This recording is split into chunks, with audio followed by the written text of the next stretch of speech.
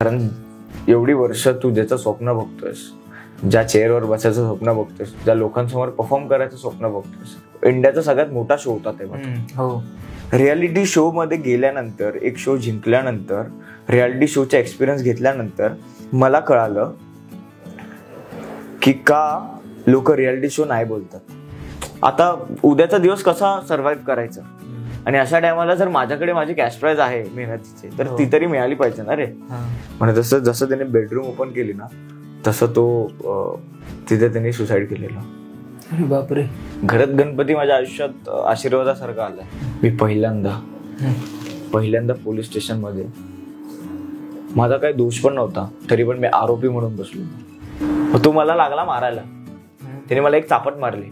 मी बोललो तू मला हात कसा काय लावू शकतो, पण हे बाहेर येणं गरजेचं आहे माझ्या हिशोबाने. कारण बोलणार कुठे, कोणाला बोललं तर भरोसाच नाही बसणार.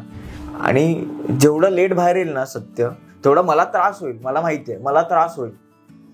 पण ज्या दिवशी सत्य बाहेर येईल ना, त्या दिवशी ज्यांनी माझ्यावर आरोप केलेत, त्यांची एवढी उदास होईल, त्यांना एवढं रिग्रेट होईल.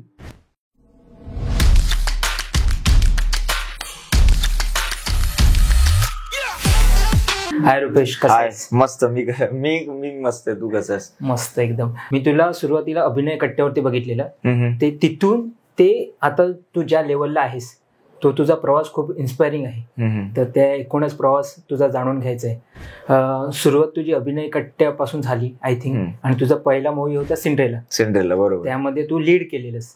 तर तो एक्सपिरियन्स कसा होता आणि त्याच्या काही आठवणी असतील तर त्या सांग. सिंड्रेला बद्दलच्या आठवणी तर खूप मजेदार आहेत, आणि अशा बऱ्याच आठवणी जे मला आठवत पण नाही कारण खूप टाइम झाला. आणि तेव्हा कसं होतं, तेव्हा चंचल म्हणून होतं, त्याच्यामुळे तेव्हा जास्त लक्षात ठेवण्यापेक्षा जास्त मस्तीमध्ये लक्ष होतं, म्हणून जास्त आठवण्यात. पण मला प्रोसेस आठवते. ऍज अ ऍक्टर, ऍक्टिंगची प्रोसेस मी ती पहिल्यांदा माझ्या आयुष्यात आलेली.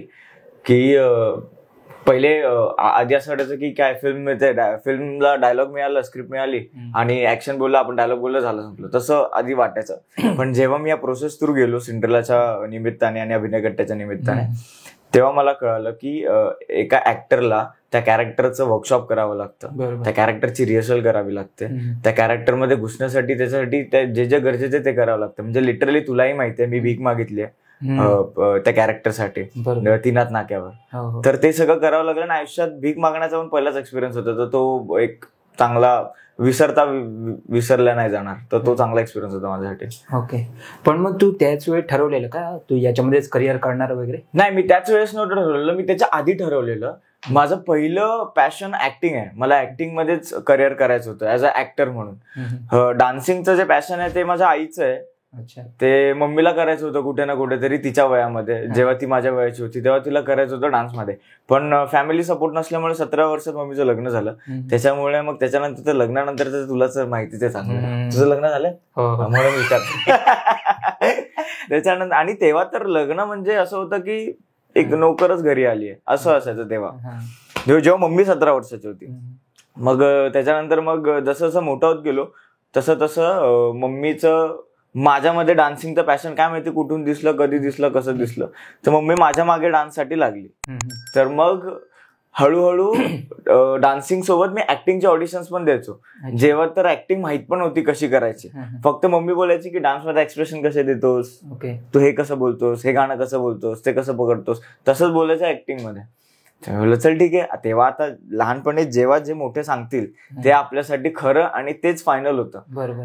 तर मग तेच करत ऑडिशन द्यायचो. आणि काय घंटा कुठे जॅक लागायचा नाही माझा, काय माहिती काय प्रॉब्लेम असायचा. पण मग जेव्हा मोठं झालं तेव्हा कळलं की ऍक्टिंग मध्ये काय गरजेचं आहे. आणि अजूनही असं नाही की कळालं, अजूनही शिकतोच आहे मी, अजूनही लर्निंग प्रोसेस होता.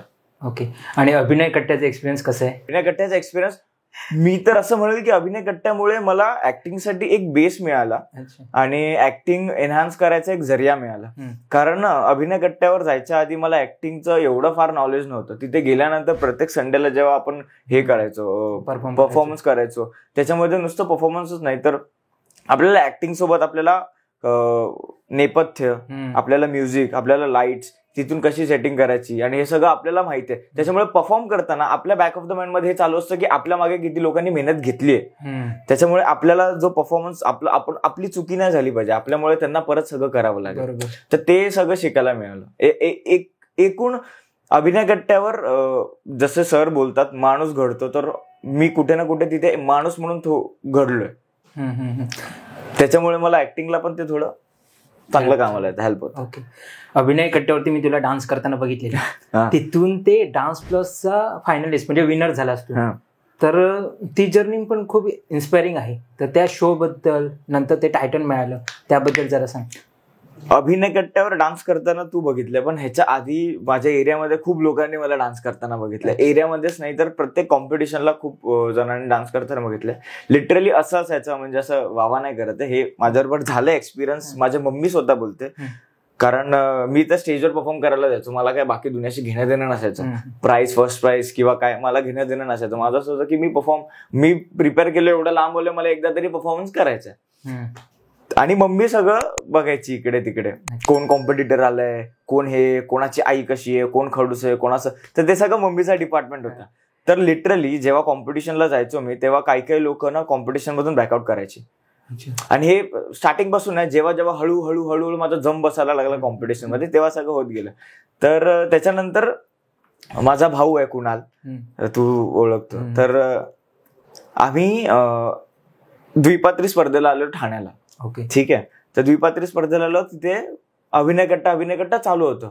अभिनय कट्टा काय. मग जशी स्पर्धा संपली ना, आम्ही अभिनय कट्ट्याला व्हिजिट केलं की नेमकं काय आहे, आणि ते पण भाऊमुळे, कुणालमुळे.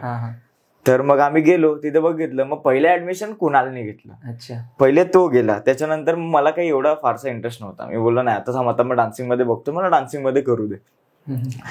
तर मग एकदा तिथे होते सिंड्रेलाचे ऑडिशन्स अभिनय कट्ट्यावर.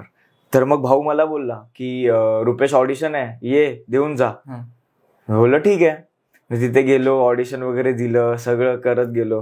आणि लहानपणापासून मम्मीची शिकवण अशी आहे की जरी तू मस्तीमध्ये कुठल्या कामासाठी गेला आणि जर ते काम करतोस तर ते मनापासून कर. म्हणजे आता मी डान्स प्लसच्या ऑडिशनला पण असंच मस्तीमध्ये गेलो, मित्र जबरदस्ती घेऊन गेले म्हणून, पण गेलो पण मनापासून दिलं. तर तसंच होतं. आता ऑडिशनला आलोय, आता टाइमपास तर नाही करू शकत, आलोय एवढा लांब, तर आता जे करतो मनापासून कर. मग ऑडिशन दिलं.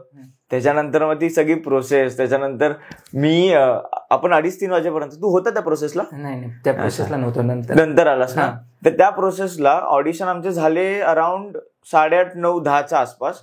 आणि रिझल्टसाठी आम्ही थांबतोय 2-3 वाजेपर्यंत. 2-3 वाजता मग सगळे हॉलमध्ये आले.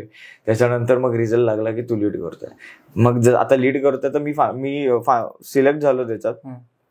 आता त्याच्यानंतर त्या प्रोसेसमध्ये मला पण न ऍडमिशन घेता अभिनय कट्ट्यावर मला पण प्रत्येक संडेला परफॉर्मन्सची एक वर्कशॉप मिळाली. मग प्रत्येक संडेला मी करायचो. मग प्रत्येक संडेला हे, मग तू येईपर्यंत मग डान्स पण इन्क्लूड झाले. मग तिकडचे असे जागा होते जे मी एक्सप्लोर केले डान्स थ्रू. तर सर असे मला एकदा म्हणाले की एक संडासचा चेंबर होता.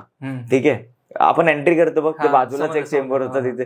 तर तिथे जाऊन परफॉर्म करायचो. इथे सगळं ते डान्समध्ये इन्क्लूड होतो. सर बोलले की ह्या मुलामुळे अभिनय कट्ट्याचे असे जागा आहेत जे परफॉर्मन्ससाठी एक्सप्लोर होऊ शकतात, हे आम्हाला कळालं. तर ते सगळं तिथून डान्सची जर्नी झाली. आणि माझा फिल्म झाल्यानंतर माझा गोल होता की मला कुठल्या तरी रियालिटी शो मध्ये टॉप 16, विनर तर लांबची गोष्ट आहे माझ्यासाठी, ऍटलिस्ट टॉप 16च्या चेअरवर बसायचं आहे. तो एक सोफा असतो टॉप 16 लोकांचा, वेगळ्या 16 लोकांचा. तर एकदा मला ऍटलिस्ट तिथे तरी बसायचं आहे. पण मग एवढ्या सगळ्या सिंड्रेलाचं ऍक्टिंगच्या ह्याच्यामध्ये माझा डान्सचा खूप मोठा ब्रेक झाला. म्हणजे आय गेस 2-2.5 वर्षाचा ब्रेक झाला.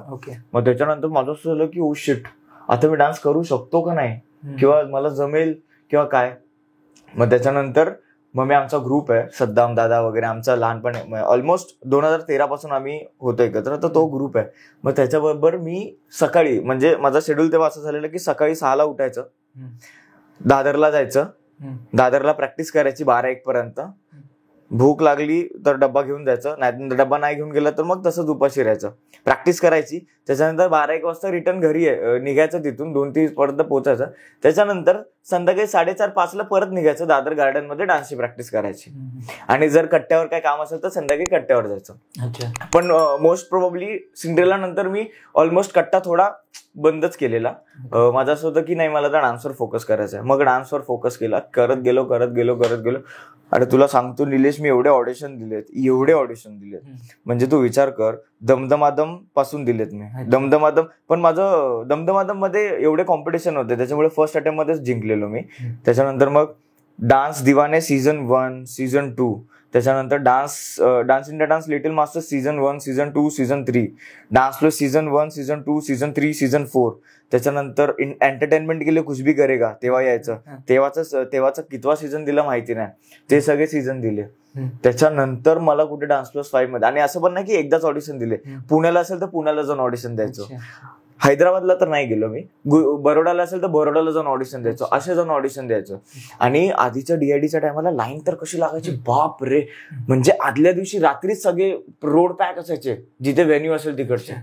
मग आदल्या दिवशी रात्री जाऊन कोणाला तरी उभं करायचं, मग सकाळी आपण जायचं आराम वगैरे करून, तसं सगळं ऑडिशन द्यायचं.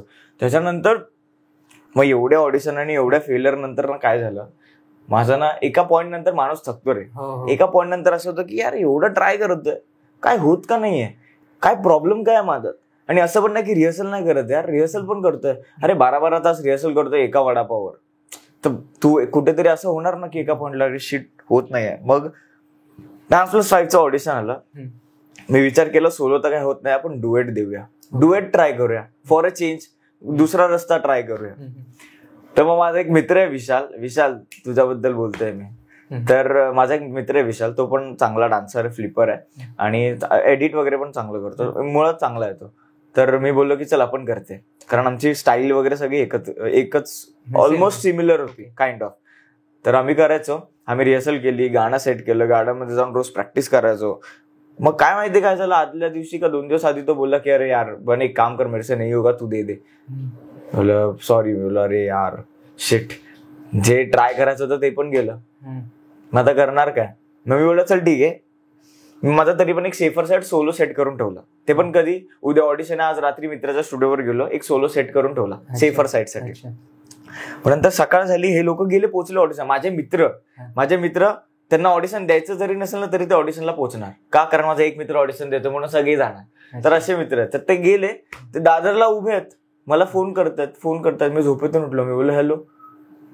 तो बोला बने किधर है. मैं बोला कि मैं सो रहा हूँ घर पे. बोला रे, मग त्याने शिव्या दिल्या, मला उठ जा और ऑडिशन के लिए आज हम लोग दादर स्टेशन पे खड़े हैं. तो बोलते मैं थकलेलो. मैं बोला नहीं यार मेरे को नहीं देना ऑडिशन, मैं अभी कंटाल गया. तो बोला रे दे दे, आजा दोस्तों के लिए दे दे, आखिरी ऑडिशन दे तेरा लास्ट का. मैं बोला चल ठीक है. बोलो तुम लोग के लिए देते हो. मैं बोला मेरे जिंदगी का सबसे लास्ट ऑडिशन रहेगा ये, इसके बाद मैं ना ट्राय करूंगा, मैं सीधा ऍक्टिंग में जाऊंगा, जो मेरे को करना है ऍक्च्युली. मग गेलो तिथे, काहीच नव्हतं. मी फक्त बॅग घेतली, कॉस्ट्युम घातले आणि निघालो. गेलो, मित्र थांबले, ऑडिशनच्या व्हेन्यूला गेलो, लाईनीत लागलो. असं पण नाही की कोण वशिलं होतं किंवा काय व्हिडिओ वगैरे पाठवलेलं, लाईनीत लागलो. मस्त 12-1 वाजता गेलो, लाईन जास्त पण नव्हती, खूप ऑलमोस्ट कमी होती. लाईनीत लागलो, 1-2 तासांनी नंबर आला. फक्त गेटमध्ये आतमध्ये जायचं. मग असं करत मग first round, second round, third round, fourth round, fifth round, sixth round, मग टीव्ही राऊंड, मग टॉप 16. आणि जेव्हा टीव्ही राऊंडची रिहर्सल असते ना तेव्हा आपण ऑलरेडी स्टेजवरच असतो, स्टेजवरच रिहर्सल होते, स्टेजवर परफॉर्मन्स दाखवावे लागतात चॅनलला. आणि मग काय चेंजेस असतील तर कोरिओग्राफर सांगतील चेंजेस काय करायचे काय नाही, किंवा गाणं हे लेवलमध्ये नाही तर गाणं चेंज करा. तर ही सगळी प्रोसेस ती प्रॉपर सेटवर असते, स्टेजवर असते, त्यांच्या रिहर्सल हॉलमध्ये असते. तर जेव्हा मी स्टेजवर गेलो ना, खरं सांगतो निलेश, माझं असं झालं की बस मेरे को यही मोमेंट जीना था, बस ये ऑफ स्क्रीन जीरो मेरे को ऑन स्क्रीन जीना है. आणि खूप येडी लोक होती ती टॉप 16च्या चेअरवर अशीच बसलेली रिहर्सलच्या टाइमला. तो फिर मैं बोला रे आजा बैठना. मैं बोला नहीं, मैं तभी बैठूंगा जब मैं ऑफिशियल सिलेक्ट हो जाऊंगा टॉप 16 के लिए, तभी उस चेयर पे बैठूंगा, नहीं तो नहीं बैठूंगा. त्याच्यानंतर मग ऑडिशनचा दिवस आला. ऑडिशनच्या दिवशी तुला सांगतो निलेश, मी फुल थंड पडलेलो, फुल थंड. ती जी बॅक स्टेजला जी स्टेज मॅनेजमेंट वाले असतात जे आम्हाला सोडतात, ते बोले अरे कितना ठंडा हो गया तू, परफॉर्म कर पाएगा कि नहीं. मैंने बोला मैम मेरे से बात ही मत करो, 2 मिनट रुको, मेरे को फोकस करने दो, मैं परफॉर्म कर लूंगा.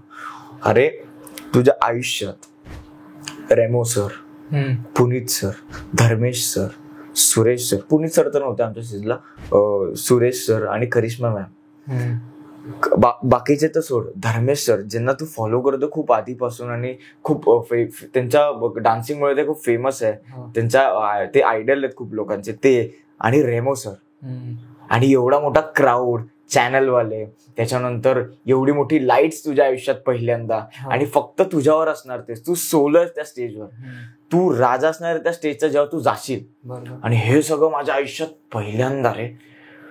आणि विचार कर माझी काय हालत झाली होती तेव्हा, आणि फुल टाईट एसी, आणि मी थंड, मला आई शपथ. आणि तेव्हा तर खूप बारीक होतं, काहीच एक्सपिरियन्स नाही काय.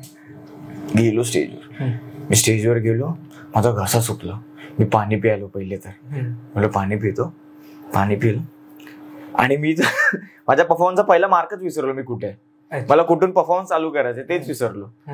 आणि मग गेलो, स्टार्ट केलं. जेव्हा जसा परफॉर्मन्स चालू झाला ना, मला कोणाच दिसलं नाही समोर, कोणाच नाही दिसलं, मी फुल घुसून गेलो परफॉर्मन्स मध्ये. त्याच्यानंतर बघतो सगळे उभे राहिलेले, कारण एवढी वर्ष तू ज्याचं स्वप्न बघतोयस, ज्या चेअरवर बसायचं स्वप्न बघतोयस, ज्या लोकांसमोर परफॉर्म करायचं स्वप्न बघतोयस, ज्या इंडियाचा सगळ्यात मोठा शो होता तेव्हा, तिथे तुला ग्रीन सिग्नल मिळालं म्हणजे खूप मोठी गोष्ट होती. माझं असं होतं की शेट बस, आता काही पण होते, मी शो मध्ये टिकून राहण्याचा प्रयत्न करणार, आणि मी प्रयत्न करत होतो. आणि डान्स प्लसचा विनर या टायटलचा तुला किती तुझ्या करिअरसाठी फायदा झाला? आता काय खरं सांगू का खोटं सांगू मला कळत नाही. डान्स प्लस, आता बघ माझं नशीब इतकं गांडू, तुला काय सांगू. डान्स प्लस जिंकलो, त्याच्यानंतर मला असं वाटलं की भाई अपने दरवाजे खुल गए. जसे दरवाजे खुलले ना, ज्या दुनियेत दरवाजे खुलले त्या दुनियाचेच दरवाजे बंद झाले, लॉकडाऊन लागलं. अरे मग आता काय करणार. आणि मी ऍडव्हान्स घेतलेले रे खूप कामाचे, इथे तिथे जायचे, जजिंगचे, वर्कशॉपचे किंवा व्हिजिटिंगचे. मग नाही म्हटलं तरी जेवढी अमाऊंट होती 15 लाख विनिंग प्राइस, तेवढी ऑलमोस्ट माझे ऍडव्हान्स आलेले. आणि लॉकडाऊन लागलं आणि ऍडव्हान्स रिटर्न होत नाही. पण माझं असं होतं की नाही यार, लॉकडाऊन मध्ये आपली जेवढी हालत खराब आहे, ज्यांनी पैसे दिले तेवढे भरोसा ठेवून, त्यांचं काय होईल. मग मी ज्यांचे जेवढे पैसे होते ना ते सगळे रिटर्न दिले ऍडव्हान्स. बोललो अरे बाय डिफॉल्ट गरज लागणार लॉकडाऊन मध्ये, मग ते सगळे रिटर्न दिले. मग काय घरीच होतो, मग मी अजून कुठे जाणार लॉकडाऊन मध्ये. लॉकडाऊन आणि जिंकल्यानंतर हाईप एवढी असते, आणि लॉकडाऊन लागला ना मग ती हाईप हळूहळू कमी झाली. आणि झालं काय, लॉकडाऊन लागायच्या टायमाला जो शो चालू होता तो शो लॉकडाऊन मध्ये अजून वाढला. मग ही इकडची हाईप इकडे शिफ्ट झाली ना रे, कन्वर्ट झाली. माझ्या इकडची जेवढी एनर्जी होती ती सगळी दुसरीकडे कन्वर्ट झाली. तर मग सगळं डामाडोल झालं. आणि डामाडोल झाल्यामुळे रियालिटी शो मध्ये गेल्यानंतर, एक शो जिंकल्यानंतर, रियालिटी शोचा एक्सपिरियन्स घेतल्यानंतर मला कळालं की का लोक रियालिटी शो नाही बोलतात. त्याच्या आधी मला माहित नव्हतं. त्याच्या आधी असं होतं की एक बार रियालिटी शो कर लिया ना, उसके बाद फिर मैं अंदर ही रहूंगा, बाहर ही नहीं आऊंगा. चॅनल वाले तुला जिंकवलं ना, तुला बाहेर कुठे जाऊच नाही देणार. बाहेर म्हणजे तुला चॅनल आतमध्ये पण नाही घेणार. का माहिती नाही का त्यांची काय स्ट्रॅटेजी आहे. आतापर्यंत बघ ना, जेवढे पण विनर आहेत, कोणाचं पण, तुला डान्स शोज मधले विनर माहित आहेत कोण आहेत? म्हणजे विनर एवढे लक्षात नाही म्हणजे दिसत, पण जे हे होते बस सेकंड नंबरला वगैरे, मी सांगतो ते लक्षात आहेत ना. मी सांगतो तुला, डान्स प्लसचे जेवढे पण विनर आहेत, डान्स प्लस सोड कुठला पण रियालिटी शो, DID वगैरे पण, सीझन 1 चे विनर आहेत व्ही कंपनी. तू नाव ऐकलंस? कुठे दिसले? कंपनीचं म्हणजे ऐकलंय, नाव ऐकलं, त्याच्यानंतर कुठे दिसले? दुसरा विनर आहे तनय मल्हारा. तनय मल्हारा जिंकल्यानंतर कुठे दिसला? तिसरा विनर आहे बीर राधा शेर्पा. अच्छा, हा माहितीये? तो पण नंतर नाही दिसला. तो तर लाईनीत 2 शो जिंकलाय त्याच प्रोडक्शन हाऊसचे, डान्स प्लस आणि डान्स चॅम्पियन्स. दोन्ही मोठे शो. तो लगातार जिंकला. डान्स प्लस जसा जिंकला, डान्स चॅम्पियन्स जिंकला, असं झालं तो. त्याचं आता कुठे काहीच नाहीये. चौथा विनर आहे चेतन साळुंखे, तो पण आता कुठेच नाहीये. 5वा विनर आहे रुपेश बने, तो सर्व्हाइव्ह करतोय. असं नाही की तो पूर्ण गायब झालाय, तो सर्व्हाइव्ह करतोय. त्याच्यानंतर त्यांनी dance Jeevan as a onscreen choreographer केलं लॉकडाऊन नंतर. आणि DID लिटिल मास्टर्स मध्ये जिथे ऑडिशनला आउट झालं तिथे त्यांनी मला परफॉर्मर म्हणून बोलवलं, गेस्ट परफॉर्मर म्हणून सपोर्टसाठी. त्याच्यानंतर हुनरबाज केलं सपोर्टसाठी, एका कंटेस्टंटला सपोर्ट करायचं. तिथे प्रॉपर एक एंट्री झाली, ग्रँड एंट्री झाली. करण जोहर, परिणिती चोपडा, मिथुन दादा यांच्या समोर सगळी मोठी ग्रँड एंट्री झाली. त्याच्यानंतर फिल्म्स केले, फिल्म्स करतोय. आधी पण फिल्म्स केलेले, त्याच्यानंतर पण फिल्म्स करतोय. चांगली ओळख झाली, चांगले कॉन्टॅक्ट झाले. तर त्याचा मी ऑलमोस्ट फायदा तर मला कुठल्या गोष्टीचा घेता येत नाही, मग शिकवलंच नाही ना फायदा घ्यायचा. तर हे विनर कुठे दिसतच नाही. मी तुला सांगतो, डान्स प्लस जिंकल्यानंतर खूप लोकांना मेसेज केले, खूप जणांना मेसेज केले, आतमधले जे पण ओळखीचे होते, ज्यांच्याबरोबर चांगले बॉन्डिंग होते, की सर मुझे असिस्ट करना है, मुझे एक्सपीरियंस करना है, लेकिन मुझे अंदर ही रहना है. आप अगर कुछ काम रहेगा तो बताओ. आणि असं एकदा नाही, मी खूप वेळा केलं. लॉकडाऊन मध्ये पण खूप वेळा केलं की ऍटलीस्ट लॉकडाऊन मध्ये काहीतरी मिळेल, मला एक्सपिरियन्स मिळेल, कामं मिळेल, जेणेकरून मी आतमध्ये जुडलं राहील, आतमध्ये राहील. पण काहीच नाही रे. कोणी हा बताऊंगा, रिस्पॉन्सच नाही यांच्यात, काहीच नाही.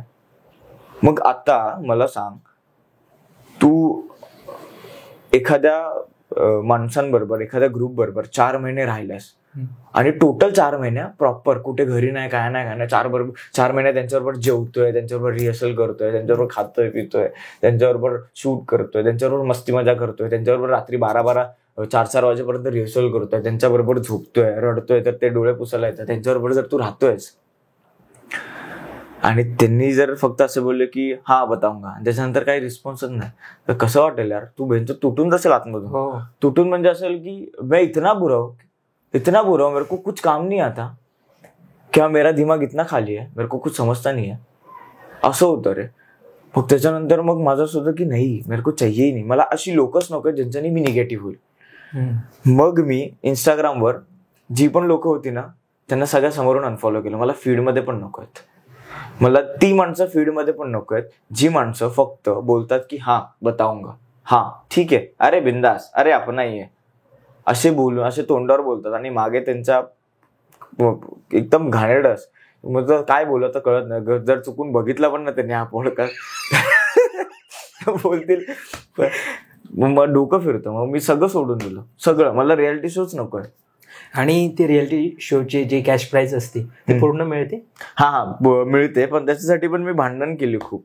कारण लॉकडाऊन मध्ये पॉइंट अशी वेळ आलेली माझेच ना, म्हणजे ज्यांच्याकडे पैसा ऑलरेडी होता त्यांचं तर नाही, आमच्यासारखे middle class, lower middle class वाल्यांची परिस्थिती अशी आलेली की आता उद्याचा दिवस कसा सर्व्हाइव्ह करायचा.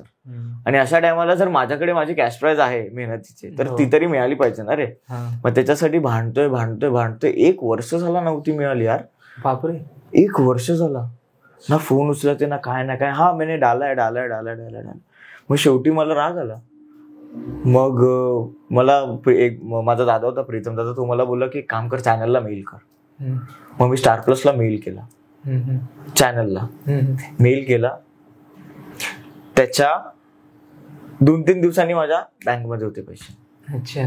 कारण काय झालेलं, त्यांनी पाठवलेला, त्यांनी क्लिअर केलेला, पण ही इकडून सोडत नव्हते. जे खालची माणसं होती ती सोडत नव्हती. मग त्यांच्यावर जेव्हा मेल गेला ना, तर हे तर बोलले की हा ये तो क्लियर है, फिर गया क्यों नहीं, ये मेल क्यों आया. मग धडाधड फोन यायला चालू केले. मग सगळे बोलले की अरे आपने मेल किया. तो वाचवण्यासाठी बोला, अरे अच्छा हुआ तूने मेल किया, अभी उनको देना ही पडेगा, असे मला बोलत होते. मी बोला रे त्याला मला माहित नाही का. मग आले पैसे. पण पैसे पण घेऊन सिलेक्शन करतात? नाही, ते आधी व्हायचं. ते आधी DIDच्या टायमाला व्हायचं. DID म्हणजे खूप आधी, तेव्हा मी पण लहान होतो तेव्हा व्हायचं. आता नाही होत. आता तू पैसे जरी दिले तरी तुला सिलेक्ट नाही करणार आणि मुळात पैसे घेणारच नाही. अच्छा, ओके. त्यांना जोपर्यंत तुझ्याकडून काय फायदा दिसत नाही, तुझ्याकडून TRP मिळेल असं काही वाटत नाही, तोपर्यंत सिलेक्ट नाही करणार. डान्स ठीक आहे, डान्सर्स टैलेंटेड बहुत सारे आते शो में, हमको चाहिए TRP, हमको चाहिए एंटरटेनमेंट, जो लोगों का दिल बहला सके, जो लोगों को रुलाए, जो लोग रोने की वजह से, स्टोरी की वजह से ये शो देखे, हमको वो चाहिए. बरोबर. डान्सरसाठी फिटनेस खूप इम्पॉर्टंट आहे. तर तू फिटनेस मेंटेन ठेवण्यासाठी काय करतोस?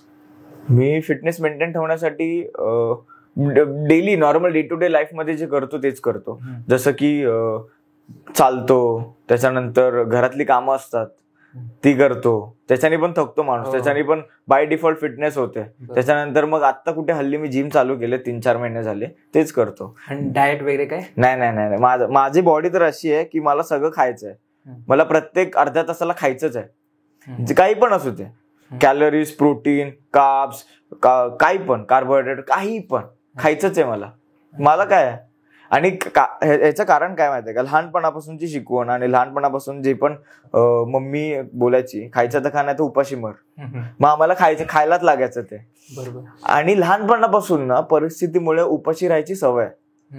अभिनय कट्ट्यावर पण आम्ही राहायचो, तर चाय बिस्किट वगैरे मिळालं तर, आणि ते पण कोणी डब्बा आणला तर खायचो, कारण घरातून निघताना डब्बा घेऊन नाही जायचो, परिस्थिती नसायची एवढं जेवण बनवायची किंवा काय, मोजकच जेवण वगैरे बनायचं, त्याच्यामुळे थोडंसं घरी खाऊन निघायचं. त्या सगळ्या परिस्थितीमुळे ना उपाशी राहायची सवय. तेव्हा जर मी खाता पित असलो असतो ना, आता तुझ्यासारखं असलो असतो.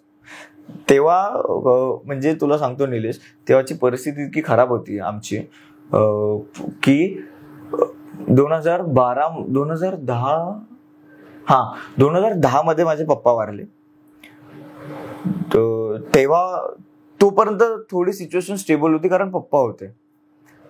पप्पा रिक्षा चालवायचे, मम्मी होमगार्ड सर्व्हिस करायची, कमवायचे, दोघं कमवायचे, दोन्हीकडून थोडेफार यायचे, थोडी बहुत एक 40 लोकांसाठी स्टेबल होती आमची लाईफ. तर 12 जानेवारी 2010 मध्ये आमचे पप्पा वारले.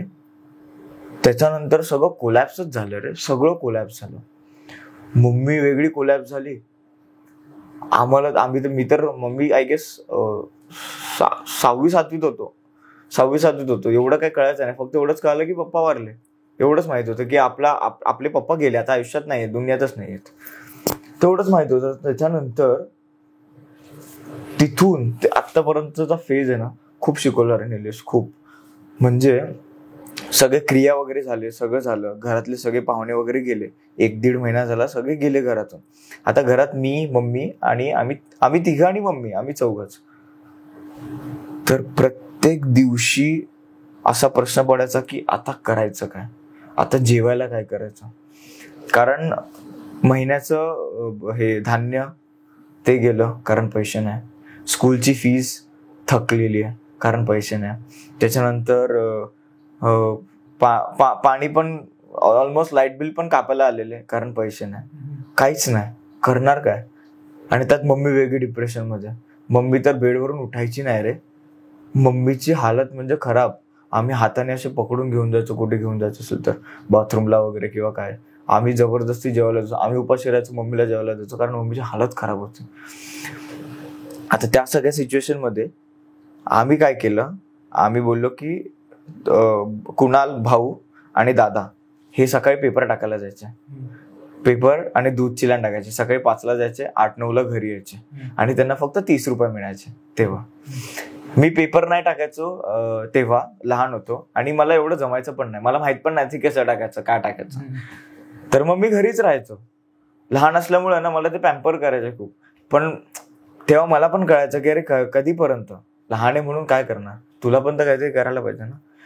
मग आम्ही ते सगळं झाल्यानंतर आम्ही रात्री अगरबत्ती विकायला जायचो स्टेशनला, डोंबिवली स्टेशनला अगरबत्ती विकायला जायचो. आणि कधी घरातलं सगळं कामं बिमं करून, घर आवरून, जेवण असेल ते थोडंफार जेवून बनवून, भांडी भिंडी घासून, स्वतःचे कपडे धुवून, माळा बिळा साफ करून, लादी झाडू सगळं करून, मम्मीची सगळी केअर करून आम्ही रात्री जायचो 10-11:30 अगरबत्ती विकायला. अगरबत्ती विकायचो, जास्त नाही रे तेव्हा, कोण घ्यायचं एवढं, जास्त नाही, आमचा 100-150चा धंदा व्हायचा तेव्हा अगरबत्तीचा. मग ते त्याच्यामध्ये पण आम्ही खुश असायचो. त्यात 150 रुपयांमधून मिळालेले 50 रुपयाचे येताना भाजीपाला घेऊन यायचो. त्याच्यानंतर आणि असं पण नाही की रिक्षा, आम्ही ट्रॅव्हलला पैसे खर्चच नाही करायचो. घरून स्टेशन चालत, स्टेशनवरून घरी चालत, ट्रेनमधून पण जायचं तर विदाऊट तिकीट जायचो. पकडलं तर बघू, पळू, ऍक्टिंग करू, रड्या बिडायची, नाहीतरी एक्सपिरियन्स आहेच रडायचा खूप. तर करूया. तर मग आम्ही करायचो, आम्ही सगळं घेऊन जातो. आणि आमचे हाऊस मौस आम्ही क्वचित पूर्ण करायचो, क्वचित. दिवाळीला पण बोनस बिनस मिळायचा. पेपर टाकायचे ना, तर त्या दरवाजावर मागायचे की मॅम कुछ दिवाळी दो ना. अशी सगळी आम्ही, माझ्या दादानी, माझ्या भावानी, म्हणजे जसं जसं मी पण मोठा झालो ना, मग मी पण पेपर टाकायला गेलो. मी बोललो बघू काय आहे, मजा घेऊन बघूया. मग मी पण गेलो पेपर टाकायला, मी पण टाकायचो. आणि मला माहित नाही आता त्या गोष्टीचं मला वाईट वाटायला पाहिजे की आता ज्या पोझिशनला, त्या पोझिशनला प्राऊड फील करायला पाहिजे. जे माझे स्कूल फ्रेंड्स होते ना, जे माझे स्कूलचे मित्र होते आमच्या क्लासमध्ये किंवा आमच्या स्कूलमध्ये, जे पण मला ओळखायचे डान्समुळे, मला अख्खी शाळा ओळखायची डान्समुळे. तर पेपर टाकता टाकता मी त्यांच्याच घरात पेपर टाकायला लागलो. म्हणजे पेपर टाकायचो, बेल मारायचो, आणि जसे दरवाजा खोलायचा ना की अरे रुपेश, बोल अरे हा आता, आणि जायचो. आणि असे खूप ठिकाणी. आणि जे माझे मित्र त्यांच्याच घरातून मला दिवाळी मिळायची. म्हणजे विचार कर, जर केवढं वाईट वाटत असेल. म्हणजे तेव्हा तर आम्ही त्या गोष्टीला प्रायोरिटी एवढी दिली नाही, कारण आमच्यासाठी इम्पॉर्टंट होतं, सर्व्हायवल इम्पॉर्टंट होतं. बरोबर. पण आता जेव्हा विचार करतो ना, तेव्हा असं वाटतं की फक यार, जर मी तेव्हा हा विचार केला असता तर मी आयुष्यात इथे आलोच नसतो. बरोबर. नाही, पण त्या स्ट्रगलचा फायदा झाला मला, खूप फायदा झाला. आणि कुणालचं काय झालं, म्हणजे त्याचं मला पण अजून कळालं नाही काय झालं. आता सीन काय झाला की मी होतो पुण्याला, मी करत होतो एका कोलॅबचं शूट. दादा शिपवर होता, मम्मी कामावर होती, तो होता एकटाच घरी. माहिती नाही काय झालं, त्याला प्रॉपर एक रियालिटी शो मिळत होता ऍज अ एडिटर. त्यांनी सेटअपसाठी त्याच्याकडे पैसे नव्हते, कमी पडत होते. तर तो मला बोलला की अरे रुपेश ऐक ना, मला सेटअप टाकायचं, मला 2.5 लाख कमी पडतायत. मी बोललो मग घे ना, घे, मी तुला देईन परत. मी बोललो तू पागल आहे का, परत कशाला त्याची गरज आहे, देऊ नको, नाही दिलेस तरी चालेल, ते आपले घरातलेच पैसे आहेत. मी दिले. त्यांनी सेटअप घेतला मस्त, ऑफिस वगैरे पण बघितलेलं, काय घ्यायचं, कुठे काय, अंधेरीला शो मिळत होता. आणि हे सगळी प्रोसेस चालू होती शोची. ह्या आठवड्याभरात सगळं चाललेलं. त्याच्यानंतर मग मी तिथे, दादा शिपवर, मम्मी घरी, मम्मी कामावर. आणि आमच्या घरात ना एक यश म्हणून आमच्याबरोबर राहायचा, तो इंदोरचा आहे. तर इथे राहायला त्याला घर नव्हतं. तर मग आम्ही बोललो की साथ में ही रहे ना, आणि तो भावासारखाच आहे, तर साथ में ही रहे, मग त्याला सोबतच ठेवायचं. तर तो आम्हाला थोडेफार भाडं द्यायचा. एक म्हणजे नॉर्मल बघायला गेलं तर मुंबईमध्ये भाडं 20-25 हजाराच्या खाली नाहीये, ठाण्यात पण 12-15 हजाराच्या खाली नाहीये. तर मग आम्ही बोललो की तू तेरे को जितना हो रहा है, बोला 6,000 बोला चलेगा, इधर ही रे, आम्हाला कंपनी मिळेल वगैरे. आणि तो पण होता ऑफिसमध्ये कामाला गेलेला. आणि जेव्हा तो आला, बेल वाजवते दरवाजा कोण खोलतच नाही, कोणच नव्हतं खोलत. मग नंतर त्याच्याकडे चावी होती, मग त्याने चावीने खोललं. घर पे तो कोई नाही आहे. म्हणजे जसं त्याने बेडरूम ओपन केली ना, तसं तो तिथे त्यांनी सुसाईड केलेलं. अरे बापरे. त्यांनी स्वतःला हँग केलेलं यार. आणि मला जसं कळालं, पुण्यावरून इकडे यायचा 3 तासाचा रोड आहे, मी 2 तासात घेतला. अशी गाडी पळवली आहे. आणि जेव्हा मला कळालं ना, ओ फक ब्रो, मला तर विश्वासच होत नव्हता. की मुलं रे, नाही. एकदा दोनदा त्यांनी अटेम्प्ट केलेले, जेव्हा आम्ही चाळीत राहायचो, एकदा दोनदा त्यांनी अटेम्प्ट केलेले. कारण सगळे बोलायचे की बुली करायचे मला. आत्ताच्या जेनझी भाषेत बोलायला गेलं तर ते बुली करायचे की हा असा काय, हा तसा काय, किंवा ॲबनॉर्मल आहे, हे आहे ते. आणि आमची भावाभावांची तर भांडण खूप होत राहायची. तर आता मला माहिती नाही भांडणं हा एवढी सिरियस घेईल. आणि त्याचं असं होतं की मी डान्समध्ये, मी कमवतोय, कॉम्पिटिशन्स वगैरे मिळाले तर मी करतोय, मी डान्समध्ये, माझ्याकडे लक्ष देत आहेत. दादा मोठा आहे, दादा कुठे ना कुठे पेपर टाकतोय, जॉब करतोय, त्याच्याकडे लक्ष देत आहेत. त्याच्याकडे पण लक्ष द्यायचं, पण मला माहिती नाही त्याला असं काय वाटायचं की त्याच्याकडे कोण लक्षच देत नाही. आणि कट्ट्यावर पण एकदा दोनदा खूप वेळा झालेलं असं की प्रत्येक वेळेला जेव्हा पण फक्त कामं करायची असेल ना, बॅनर लावायचे असेल, तेव्हा भाऊला बोलवायचे किंवा काय काम लांबचं करायचं असेल तर भाऊला बोलायचे. तो बिचारा चालत जायचा, कुठे पण राबोडीला बॅनर छापायला चालत जायचा.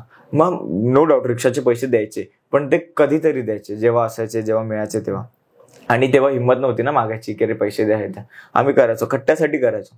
तर तिथे पण त्याला असं वाटायचं की सगळे मलाच बोलतात, सगळे मलाच खालचं कामं देतात. मला जिथे ऍक्टिंगची संधी असायची तेव्हा कोणालाच आठवत नाही, जेव्हा कामं असतात तेव्हा आठवतात, जेव्हा साफसफाई असते तेव्हा आठवतात. तसं झालं. तर मी आलो तेव्हा आणि मम्मीला कामावर सांगितलं की घरी ये लवकर म्हणून. आणि मला माहिती नाही मम्मीला काय सांगितलं काय नाही. मी जसं गेलो ना मी डायरेक्ट हॉस्पिटलला गेलो तर मम्मी बाहेरच होती आणि गर्दी जमा झालेली तिथे. मी बोललो आता पहिले मम्मीला सांभाळणं गरजेचं आहे, कारण हा दुसरा लॉस आहे मम्मीच्या आयुष्यात आणि आमच्या पण आयुष्यात. पहिले नवरा, आता पोरगा. खूप मोठे मेजर लॉस आहेत दोन्ही पण, खूप मेजर लॉस आहेत. पहिले मम्मीला सांभाळा. आणि मम्मी असं सगळं झाल्यानंतर रडणं गरजेचं आहे. रडणं म्हणजे एक एक्सेप्टन्स असतो की आता हा माहिती आहे मला. रडतच नव्हती मम्मी, एक्सेप्टन्सच नव्हता. कसं एक्सेप्ट होणार आहे, मला स्वतःला डायजेस्ट होत नव्हतं यार, स्वतःला डायजेस्ट होत नव्हतं. शिट, का झालं असं? सगळं तर नीट होतं आणि अजूनपर्यंत रिझन नाही कळलं अजूनपर्यंत. पोलीस, मला तर इतकी चीड आहे पोलीस, मला खाकी वर्दीवर इतकी चीड आहे. हेच जर त्यांच्या स्वतःच्या पोराचं झालं असतं, त्यांच्या घरात झालं असतं, तर ह्यांनी कुठून जॅक लावले असते, काय केलं असतं. ह्यांची जबाबदारी नाही, एखादी कुठली केस आली तर ती ऍटलीस्ट सॉल्व्ह करायची. जर नसेल होत तर मग त्यांचा ऍटलीस्ट जे झालंय, ज्यांनी जे सामान घेतलंय ते तरी रिटर्न करा ना. पोलिसांनी सगळे तपास वगैरे केले, हे सगळं केलं. का झालं, काय झालं, कशासाठी केलं. आय नो इंडियामध्ये सुसाईड इज इलिगल आहे, चालेल, मला माहिती आहे. पण आता झालंय तर त्याला काय करू शकता तुम्ही? काहीच नाही करू शकत. पण तुमचं काम आहे ना, काय झालंय, कोणामुळे झालंय, काय झालंय, ह्याच्या आधी कोणाला फोन केलेले, कोणाशी बोलत होता, कोणाला काय पाठवलं, कोणाला काय नाही, हे तुम्हाला बघणं भाग आहे. तुमचं काम आहे ते. तुम्ही खाकीवर्दी घालता, तुम्ही पोलीस आहात ना, तुमचं काम आहे ना. एखादं कोण जर आलं तुमच्याकडे घेऊन तर त्याला सॉल्व्ह करून द्या. नसेल होतं बाबा सांगा हे आमच्याकडून एवढंच होऊ शकतं. तुम्ही लटकवत नका ठेवू ना.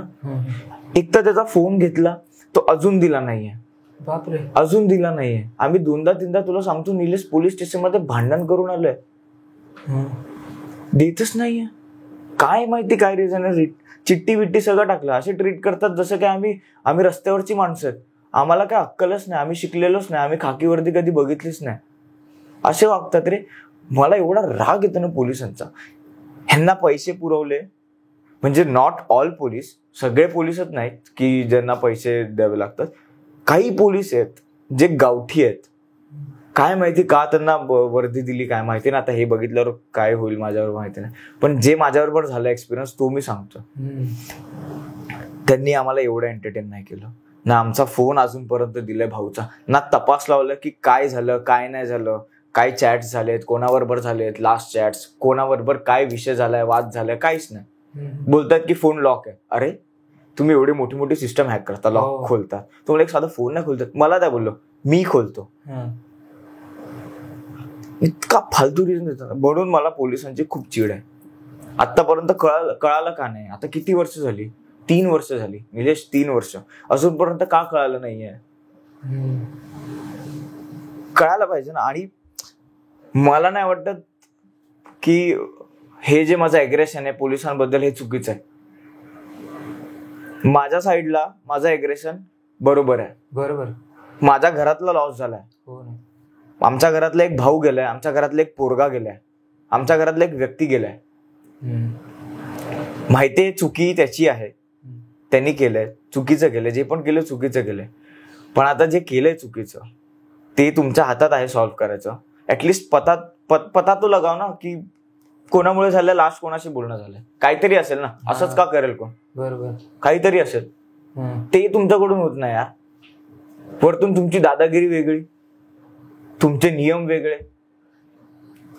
हे तुमच्या घरात झालं असतं किंवा तुमच्या कलिगचं कोणाचं झालं असतं कळालं असतं ना तुम्हाला. बरोबर. आणि कोण नसतं रे निलेश, एवढी दुनिया बघितली आतापर्यंत जेवढं पण बघितलंय, भले मी बाकीच्यांपेक्षा कमी बघितलं असेल, पण जेवढी पण बघितले ना, कोण वेळेला मदतीला येत ना, कोण नाही येत. सगळे हातवर करतात. खूप कमी माणसं जी वेळेला मदतीला येतात. बरं, अशी माणसं मदतीला येतात जे काही करू पण नाही शकत, ज्यांच्याकडे काही पॉवर पण नाही किंवा कॉन्टॅक्ट पण नाही, पण ते सोबत असतात.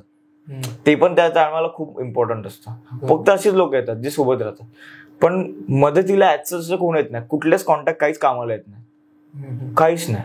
मी ते खूप एक्सपिरियन्स केलंय. त्याच्यामुळं मला ना आत्ता मी या स्टेजला आहे ना, की मला एवढं रडायला पण येत नाही. भाऊचं झाल्यानंतर मी कधीच रडलो नाही, आतापर्यंत कधीच रडलो नाहीये, कधीच नाही रडलोय. माझे इमोशन मेले, सगळे मेले. आता अजून काय वाईट व्हायचं, काहीच वाईट व्हायचं आणि रडून काहीच फायदा. आता तुझा घरात गणपती मूवी येऊन गेला, तर तो एक्सपिरियन्स कसा होता? घरात गणपती, मी आधी पण म्हटलंय टीजर लॉन्चला, घरात गणपती माझ्या आयुष्यात आशीर्वादासारखा आलाय. कारण मी इतका स्वतःला नशीबवान समजतो की घरात गणपतीसारखा सिनेमा माझ्या आयुष्यात आला. आणि त्या सिनेमाच्या निमित्ताने असे काही कलाकार माझ्या आयुष्यात आले की जे ऑलरेडी त्यांच्या एरामध्ये लेजंड्स होते. अश्विनी ताई, अजिंक्य सर, त्याच्यानंतर शरद भुताडिया सर, सुषमा देशपांडे मॅम, ते तर थिएटरमध्ये खूप त्यांचं पक्क आहे. आणि खूप असे स्वीट दिदी, शुभांगी गोखले ताई, लाटकर ताई, त्याच्यानंतर संजय मोने सर, असे खूप बरेच व्यक्ती भेटले आणि त्यांच्याबरोबर एक्सपिरियन्स खूप खतरनाक होता. आणि मुळात म्हणजे खूप चांगले स्वीट बहिणी पण मिळाल्या मला, परी तेलंग ताई, त्याच्यानंतर त्यांचे जे प्रोड्युसर होते गौरी ताई, सिद्धेश दादा, असे सगळे खूप चांगली माणसं मिळाली. आणि मुळात म्हणजे नवजोत दादा जो डिरेक्टर आहे फिल्मचा, त्याच्याकडे बघून एक यंग जनरेशनचं इन्स्पिरेशन मिळतं. कारण to handle a team at very less age, very छोट्या वयामध्ये खूप कठीण आहे. त्याची पहिली फिल्म आहे दादाची, नवजोत दादाची. आणि त्यांनी ज्या प्रकारे पूर्ण सेट हँडल केलं. आता आम्ही टोटल 14 कास्ट, ठीक आहे, त्यात एक बॉलिवूडची जी लीड होती ती, तर त्या सगळ्यांना घेऊन एक अशी फिल्म बनवणं, फॅमिली फिल्म. आणि जर एक आर्टिस्ट असतो मोठा, तर त्याचे किती हे असते, त्याची एक प्रोसेस असते, ठीक आहे, तर त्यांचा एक व्हॅल्युएबल टाइम असतो, त्यांची सगळी प्रोसेस असते. तर इथे तर 14 लोक होती, 14 आर्टिस्ट होते. मग विचार कर की सेटवर काय धमाल असेल. पण त्या धमालमध्ये पण ही फिल्म शूट झाली. आणि मी तर ऍज अ इन्स्पिरेशनच बघतो त्याच्याकडे. मला पण काही काम करायचं असेल तर आय थॉट ऑफ नवजोत दादा, की तो त्या सिच्युएशनला कसं हँडल करेल, कसं काय करेल. मग तसं सगळे मी पण इन्स्पायर होऊन काही कामं करतो. मस्त मस्त मस्त एक्सपिरियन्स होता, एकदम सेक्सी. आणि कास्टिंगची प्रोसेस कशी होती? कास्टिंगची प्रोसेस, मी तर रोहन मापुसकर दादा होता, रोहन दादा, तर त्यांनी माझं आधी बारडोचं कास्टिंग केलेलं, बारडो ज्याला नॅशनल अवॉर्ड मिळाला. तर हे पण सगळं, आता ही घरात गणपती पण बेस सिंड्रेलाच आहे. सिंड्रेला फिल्म केली, त्याच्यानंतर मला बारडो मिळाला सिंड्रेलाच्या बेसिसवर बारडो मिळाला. तर बारडो नंतर बारडोचं कास्टिंग रोहन मापुसकर दादांनी केलेलं. तो खूप मोठा कास्टिंग डिरेक्टर आहे, त्याचंच नाव आहे, त्याने आता फिल्म पण डिरेक्ट केली त्याची. तर ती फिल्म मिळाली बारडो, ती फिल्म केली. त्याच्यानंतर सूरसपाटा मिळाला, सूरसपाटा केली. त्याच्यानंतर हब्बडी केली. हे सगळं, आता जर मी सिंड्रेला केलाच नसता तर मला ह्या सगळ्या फिल्म्स मिळाल्याच नसत्या. बरोबर. तर बारडो, त्याच्यानंतर हब्बडी, त्याच्यानंतर मग खूप टाइम नंतर वेड पण केला इनफॅक्ट मी. त्याच्यानंतर वेड नंतर खूप टाइम नंतर मला रोहन दादाचा फोन आला की असं आहे, अशी फिल्म आहे, असं आहे, मराठी फिल्म आहे, तर एकदा जाऊन भेटून आहे डिरेक्टरला, मीटिंग फिक्स करतो. मी बोललो ओके चालेल दादा. मग गेलो आणि मी शॉर्टलिस्टेड होतो. फक्त मी रोहन दादाकडून फक्त शॉर्टलिस्टेड होतो की असा मुलगा आहे. मग त्याच्यानंतर मी जेव्हा तिथे गेलो डिरेक्टरच्या केबिन मध्ये, ऑफिसमध्ये, तर तिथे त्यांनी फॅमिली ट्री बनवलेला, फिल्मच्या फॅमिली ट्री बनवलेला. तर त्या फॅमिली ट्री मध्ये 5-6 लोकांचे फोटो सोडले तर बाकीचे जेवढे आर्टिस्ट होते त्या सगळ्यांचे फोटोज लावलेले तिथे. अच्छा, म्हणजे ते कन्फर्म आहेत. कन्फर्म असल्यावरच फोटो लागतो. आता कास्टिंगची फॅमिली ट्री आहे, कन्फर्म आहे. तर तिथे गेल्यावर मला काही फोटो का लागला. मग नंतर त्यांनी मला फिल्मचं जेव्हा सारांश सांगितला, स्टोरी ऑलमोस्ट सांगितली आणि माझा कॅरेक्टर बद्दल सांगितलं, तेव्हा मला रोहनदाचा पण फोन आला की झालंय तुझं कास्टिंग म्हणून. बोलो ओके वा क्या बात आहे. आणि एकदम सिम्पल प्रोसेस होती की झालंय कास्टिंग. ओके ओके सही आहे. तू आता ऍक्टिंग मध्ये बऱ्यापैकी कामं केलीस आणि डान्सिंग मध्ये तर तुझं म्हणजे खूप मोठं नाव आहे. तर ज्यांना या क्षेत्रात यायचंय, म्हणजे ऍक्टर व्हायचंय किंवा डान्सर व्हायचंय, त्यांना तुझ्या आतापर्यंतच्या एक्सपिरियन्स वरून काय सांगशील?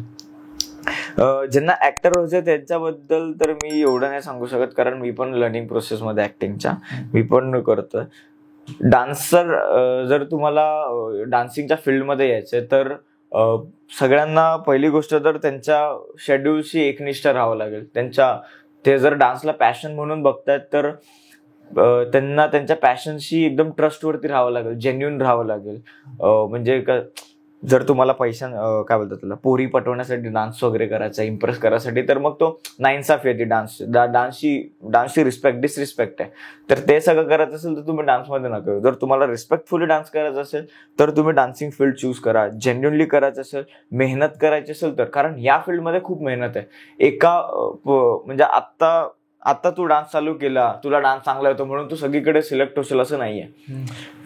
कारण मी पण जेवढं लवकर नाही झालो सिलेक्ट. मी खूप सारे ऑडिशन्स दिले.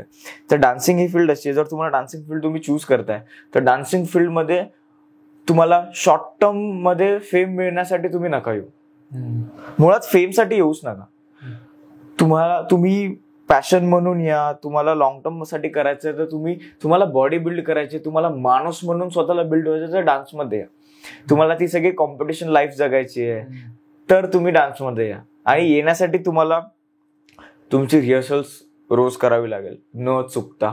प्रत्येक गोष्टीचा एक्सपिरियन्स करावा लागेल. प्रत्येक गोष्टीला पहिली गोष्ट तर जज नाही करायची की अरे नाही ठीक आहे रे, ये थोडा अगर ऐसा करताना वैसा करताना. नाही, तुझं ते काम नाहीये. ते काम करायला लोक बसलेत. तुझं काम काय आहे, त्यांनी जे केलंय ना त्याला तुला जर असं वाटतं की हे कमी आहे तर तू तुझ्या स्टाईलने चांगला एनहान्स करू शकतोस ना, तर त्याच्या मागेला तू ते कर. तू जज नको करू. हे करायचं असेल तर तुम्ही डान्समध्ये. ओके, तू आता कोरिओग्राफर म्हणून पण कामं करतोस, तर तुला कोणता फॉर्म आवडतो म्हणजे कोरिओग्राफ करायला? मला बॉलिवूड आवडतो कोरिओग्राफर. बॉलिवूड आणि फिल्मी तडका जो असतो ना, जसे करण जोहरचे गाणी असतात त्याच्यामध्ये कोरिओग्राफी एवढी नसते, पण जे काय तो कॅमेरा आणि ऍक्टिंग आणि ह्याच्याबरोबर कॅरेक्टर बरोबर खेळतो ना, मला तशी कोरिओग्राफी करायला आवडते. अच्छा, तुझे आता पुढचे कोणते प्रोजेक्ट्स आहेत किंवा काय प्लॅन्स आहेत तुझे? माझं आता गरज गणपती नंतर मी एक हिंदी फिल्म शूट केली, माझ्या आयुष्यातली सगळ्यात पहिली हिंदी फिल्म. अच्छा. जी मी अजून कोणाला आयुष्यात सांगितली नाही, जी पॉडकास्ट मध्ये पहिल्यांदा बोलतोय. त्याच्यामध्ये बरेच मोठे आर्टिस्ट आहेत. हुमा कुरेशी आहे, चंकी पांडे आहे, आणि हे जे मोठे मोठे ऍक्टर्स घडतात त्यांचा जो वर्कशॉप घेतो रचित सिंग, ते सगळे आहेत. म्हणजे रचित सिंग आता लोक जास्त ओळखणार नाही, पण त्याची एक ओळख मी सांगतो. एकदा ना कोणीतरी शाहरुख सरांना विचारलेलं की मुझे एक्टिंग का चाहिए ऐसा वैसा, तर मेरे बच्चे के लिए, फिर काय माहिती कुठल्या तरी रिलेटिव्ह होतं, तर त्याच्या पोरासाठी किंवा भाच्या किंवा कोणासाठी तरी हवं होतं. मला आठवत नाही, धुंदलंय, पण त्या माणसाची ओळख अशी आहे की शाहरुख सरांनी स्वतः त्या माणसाला बोलले की there is a man whose name is Rachit Singh, आप उसकी वर्कशॉप अटेंड कीजिए, he will make you an artist. म्हणजे तो तुम्हाला घडवेल ऍज अ आर्टिस्ट म्हणून तुम्हाला कसं घडायचं. तर तो माणूस, त्या माणसाबरोबर मी फिल्म केली आहे सगळ्यांनी. बरेच मोठे कलाकार आहेत हिंदीमध्ये. अरे वा, कधी रिलीज वगैरे होणार आहे काय? नाही, त्याचं अजून काही कळालं नाही रिलीजचं, पण ती ऑन प्रोसेस चालू आहे. आता जस्ट शूट संपलं रे त्याचा, तर त्याची एडिटिंग प्रोसेस, पोस्ट चालू आहे त्याचं. पोस्ट झाल्यानंतर जसं रेडी होईल फिल्म तसं बाहेर आउट होईल ते सगळं. या फिल्म मधलं तुझं इन्स्पिरेशन कोण आहे, म्हणजे डान्सिंग आणि ऍक्टिंग मध्ये? डान्सिंग मध्ये इन्स्पिरेशन ऍक्सच असं कोण नाहीये, बट मला डान्सिंग मध्ये ती सगळी माणसं इन्स्पायर करतात जी स्वतःच्या परिस्थितीशी लढून एक अशा लेवलला पोहोचतात ज्या लेवलला लोक त्यांच्याकडे बघून इन्स्पायर होतात. मला अशी सगळी डान्सर मंडळी हे करतात, इन्स्पायर करतात सगळे. असं पर्टिक्युलर कोणाचं नाव नाही घेत. भले तो आता सध्याच्या काळामध्ये फॉलोअर्सला खूप जास्त डिमांड आहे. मला माहिती नाही आता कास्टिंगवाले पण आत्ताचे कास्टिंगवाले कितना फॉलोअर्स आहे, हा फिर हो जाएगा. अरे टॅलेंट बघ त्या माणसाचं आहे तर कर ना. तर मला कळत नाही फॉलोअर्समुळे काय. तर आत्ताच्या ह्याच्यामध्ये ज्यांचे 10 फॉलोअर्स जरी असेल, 500 फॉलोअर्स जरी असेल, पण त्यांनी त्याच्या लाईफमध्ये खूप उखाडलंय, कुठल्या प्रोसेसमधून कुठपर्यंत गेलाय, तरी तो मला इन्स्पायर करतो. माझ्यासाठी फॉलोअर मॅटरच नाही करत. मला पण खूप लोक बोलतात तरी फॉलोअर्स कम हो रहे हैं, ये हो रहे वो रहे. मैं बोला देखो, जो मेरे जेन्युइन फैंस है, जो मेरी जेन्युइन फैमिली है, वो मुझे हर मोड पे फॉलो करती रहेगी. मला कुठल्या पण सिच्युएशन मध्ये सपोर्ट करतील ते. जे जातात त्यांना जाऊ दे, मी थांबवणार पण नाही, मला थांबवायचं पण नाही. मला काहीच घेणं देणं नाही फॉलोअर्सची. इंस्टाग्रामचे फॉलोअर्स आधी नव्हते, आधी क्रेज नव्हतं. आता जेव्हा हे सगळं झालं त्यांचं इन्फ्लुएन्सर्स वगैरे आणि हे सगळं ते सगळं सोशल मीडियाचं क्रेज आत्ता हल्ली झालंय. आणि एवढं झालं की असं वाटतं ते खूप आधीपासून आहे. मग त्याच्यामुळे मला फॉलोअर्सची काही एवढं घेणं देणं नाहीये. पण हा, फॉलोअर्स कमी होत आहेत त्याच्यामुळे माझं नुकसानही होत आहे. खूप सारे बोलतात की नहीं यार इसका ये रीच नहीं है वो रीच नहीं. बोला चालेल, मेरे को कोई प्रॉब्लम नहीं है, मुझे मेरे टैलेंट पे भरोसा है. फॉलोअर्स आज ना कल आ ही जाएंगे. आता फॉलोअर्सचा माझा भरोसा कधीपासून उडाला तुला सांगतो. डान्स प्लस नंतर खूप फॅन पेज झाले माझे. अच्छा. हा, खूप फॅन पेज झाले. तर फॅन पेज मुळे झालं काय, अट्रॅक्शन. आता मला फॉलो करायच्या आधी लोकांचे फॅन पेज यायचे आणि काही फॅन पेज आहे ना असं वाटायचं की तेच माझं ओरिजिनल आयडी आहे. तर मग तिथे फॉलोअर्स यायचे माझे. चल, मला त्याचेही काही घेणे देणे नाही. माझ्यामुळे तुम्ही जर कमवताय, तुम्ही खुश असेल तर चला, मला काहीच प्रॉब्लेम नाही, करा बिंदास. पण मग नंतर जसं हळूहळू कमी झालं ना माझं टीव्हीवर येणं लॉकडाऊन नंतर, तर ते फॅन पेज आता ऑलमोस्ट फॅन पेजचे समजा 10,000 फॉलोअर्स आहेत. रुपेश बने फॅन पेज. आता लॉकडाऊन मध्ये जो फेमस झाला ना, माझं नाव काढून त्याचा फॅन पेज, त्याचं नाव आणि फॉलोअर्स तर तुला ऑलरेडी मिळतात. ऑलरेडी फक्त नाव चेंज करायचं, फोटो काढून दुसऱ्याचे फोटो टाकायचे. त्याच्यानंतर माझा जो भरोसा उडालाय ह्या सगळ्या नकली फेक फॅन्स म्हणून, त्याच्यानंतर मला काही घेणं देणंच नाही. फॉलोअर्स वाढतात, वाढू दे, कमी होतात, होऊ दे. जर तुझं जेन्युइन आहे, सगळं तुझं खरं आहे, तर ते वाढत राहतील, स्टेबल राहतील. जर नाही तर नाही, काय प्रॉब्लेम नाही, काय फरक नाही पडत. त्यांच्यामुळे असं तर मी माझ्या कामाला दोष नाही, काम तर कमी नाही करणार मी. माझ्या नशिबात जे आहे ते तर मी 100% करणार. आता तुझे एवढे सारे फॅन्स आहेत, तर तुला फॅन्सचा कधी काही त्रास झालाय किंवा एखादी फॅन मोमेंट वगैरे अशी? फॅन मुवमेंट तर झालेत माझे चांगले, आणि त्रास तर इतका भयंकर झाला तुला सांगतो, इतका भयंकर म्हणजे अजून पण काही झालं तरी पण तो त्रास आहे. म्हणजे आता झालं काय, माझ्या इंस्टाग्राम अकाउंटवर नंबर होता, माझा नव्हता. आणि मी कोणाचा नंबर दिलेला, पांडेचा नंबर होता. एक माझा मित्र आहे जो ज्याला फोन जातो ना तो करतो, त्याचा नंबर होता. आता झालं काय, तो जो एक फॅन आहे का काय आहे मला माहित नाही, त्यांनी खूप आधीपासून बरेच मुलींना फोन केले. ठीक आहे, माझ्या नावाने फोन केले. एक्टर बना दूंगा, मॉडल बना दूंगा, मेरे साथ काम करने का मौका मिलेगा, मैं रुपेश बने ही बात कर रहा हूँ, हे ते. तर एकदा झालं काय, मला याची खबरच नाही. आता त्या इन्सिडेंटची पीक जेव्हा वाढली तेव्हा माहिती नाही कुठून एक कुठल्या तरी मुलीला मम्मीचा नंबर मिळाला. ठीक आहे, माझ्या मम्मीचा. आणि हा नंबर पण त्यांनीच पाठवलेला, ज्यांनी फोन करून सांगितलं की मी रुपेश बने बात कर रहा हूं. तर मग त्या पोरीने फोन केला रात्री 12 वाजता मम्मीला.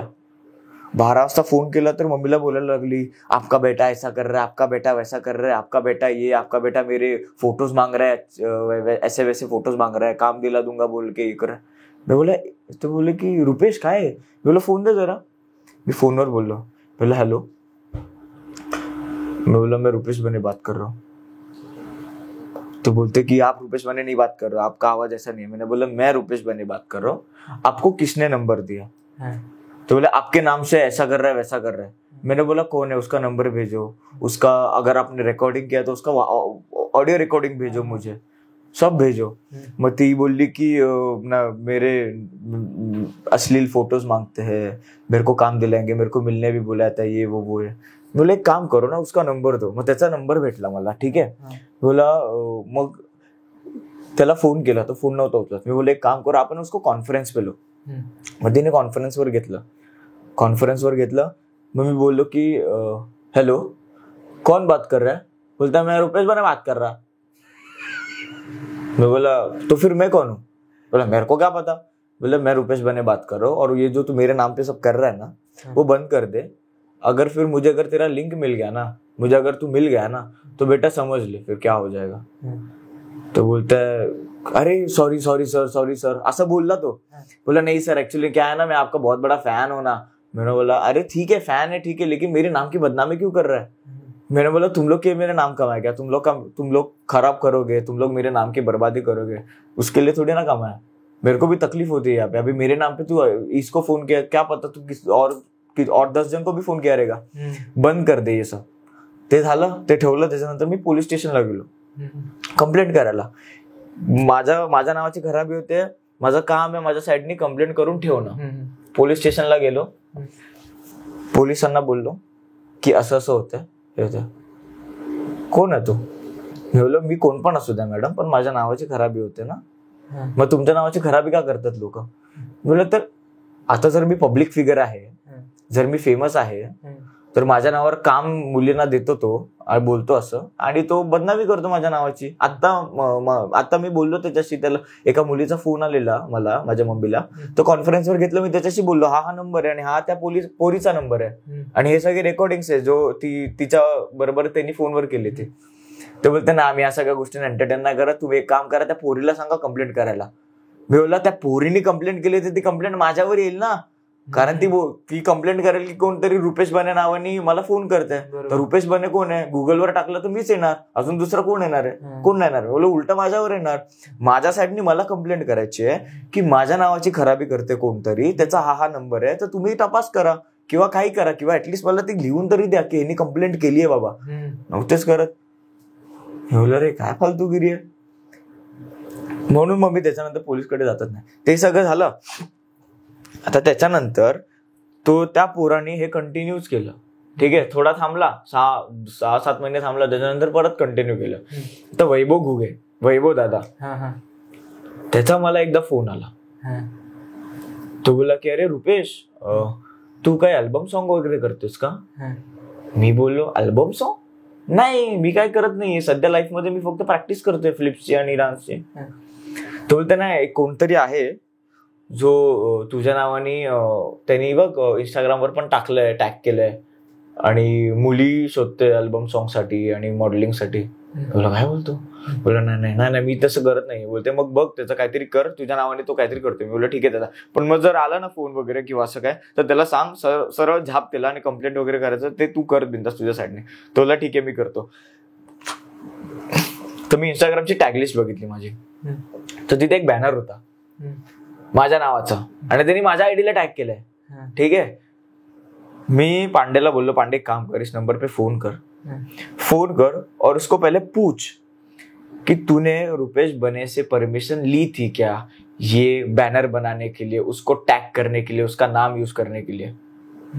तूने अगर मेरे से परमिशन ही नहीं ली, हमारा अगर बात ही नहीं हुआ है, तो तूने किसके बेसिस पे मेरा नाम यूज किया, मेरे नाम पे लड़की लोग को तू अपॉर्चुनिटी के नाम से बैनर बना रहा है कि एल्बम सॉन्ग में काम करने दूंगा, मॉडल बनाऊंगा, ये बनाऊंगा, किसके बेसिस पे.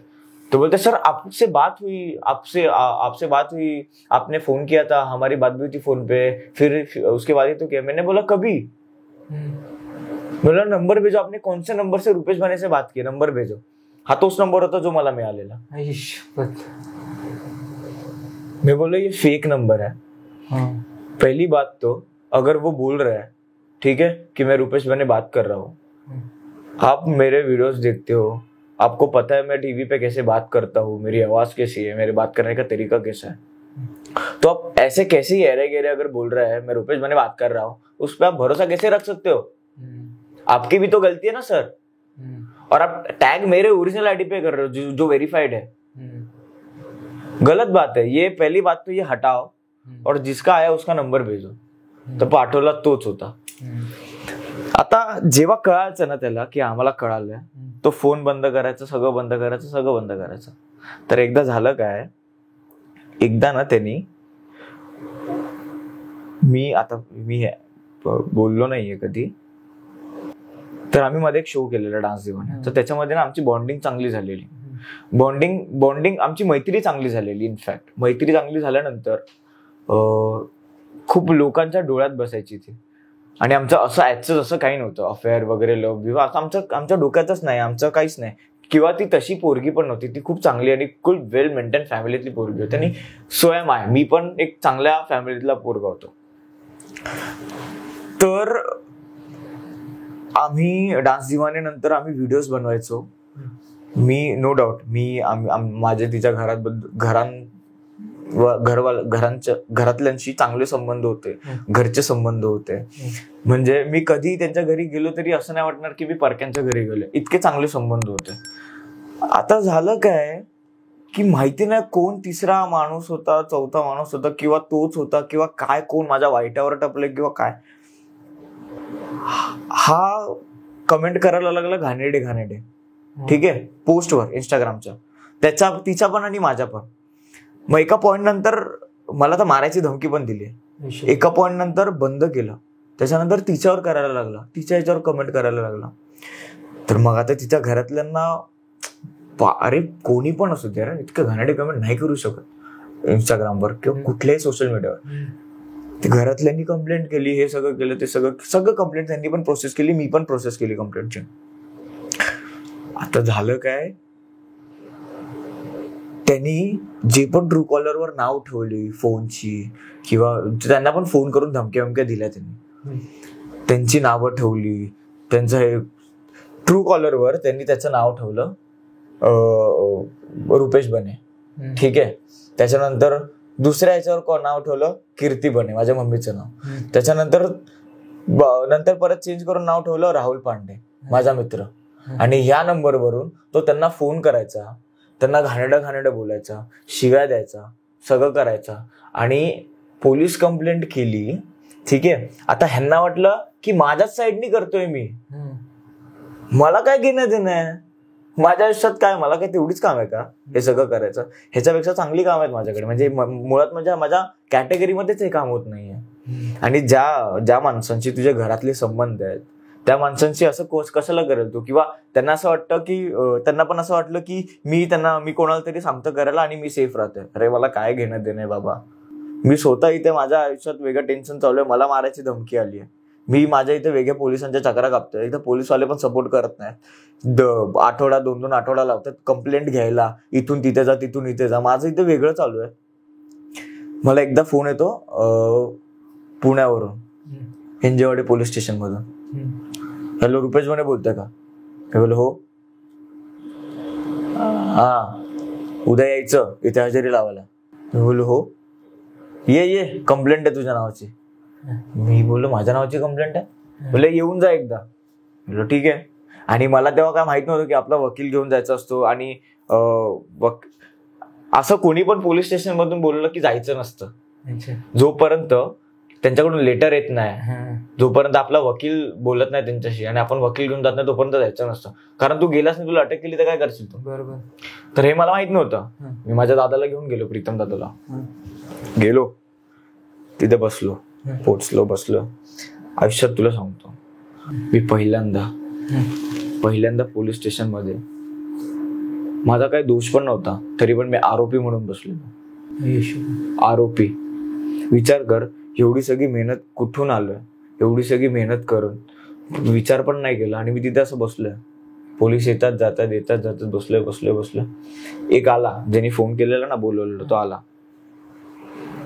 तूच आहे का रुपेश बने? बोला हा. मादर चोत. मी बोला 1 मिनिट, तुम्ही शिवी का देते सर?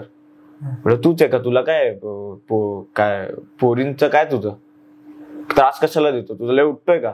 बोल सर, पहिली गोष्ट तर झालंय काय ते सांगा, नंतर जास्त बोलू नको, आत्ता टाकेन आतमध्ये, हा आरोपी याला आतमध्ये टाका, असं बोलायला लागला.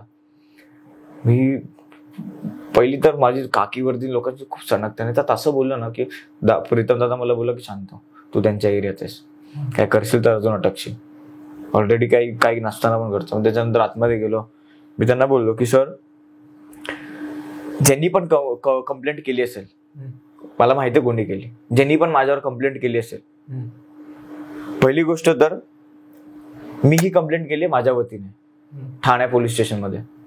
मला पण धमकी येत आहेत, धमकीवाले कॉल येतात, मला पण कमेंट्स येतात, मला पण होत आहे. ज्यांनी कंप्लेंट केली फक्त त्यांनाच येत नाहीये, मला पण येतात. ते बोलले यार तू कोणाला पण सांगशील हे करायला ते करायला आणि तू सेफ राहशील, तुझा काय गेम माहिती नाही का मला. म्हणलं सर पहिली गोष्ट तर आता येऊन पण मी मला ओळखत पण नाही, काय नाही, कायच नाही, तुम्हाला कसं माहिती मी कसं आहे. मग त्याच्यानंतर मग त्यांची मावशी आली, वैष्णवीची मावशी आली त्यांची.